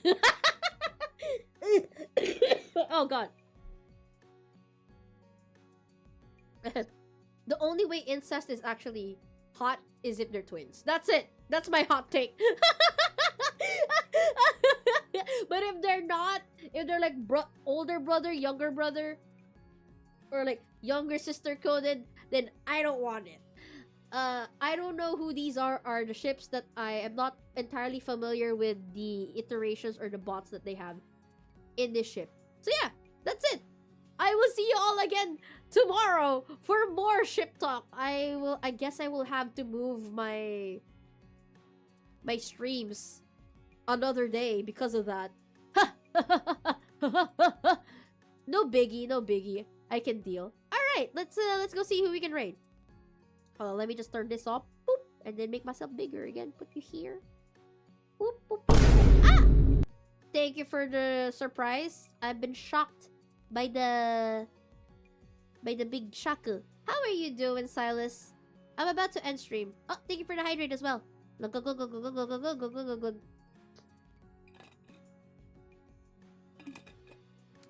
Yum, yum, yum, yum, yum, yum, yum, yum. Alright, let's do this. Okay, here's the Discord server if you wish to talk with me and the other housekeys. Feel free to do so. Here's our socials if you want to see what I've been currently yapping about, what I'm watching, things I've been reblogging. Go check that out. I have available on Twitter and Blue Sky. If you want to check out some of our past VODs or past streams, you can check out our YouTube channel. What else? Here is our raid message. Who are we raiding tonight? I have to look. Hold on. Give me a moment. Let's find somebody to look. Ito. Ito... Ah, who is on? Oh, let's raid Bell. Bell Sweden. It's their birthday. There you go. Raid. Alright, ayasumi nasai. Arigatou gozaimasu. Jana minasan. See you tomorrow for more ships. Bye!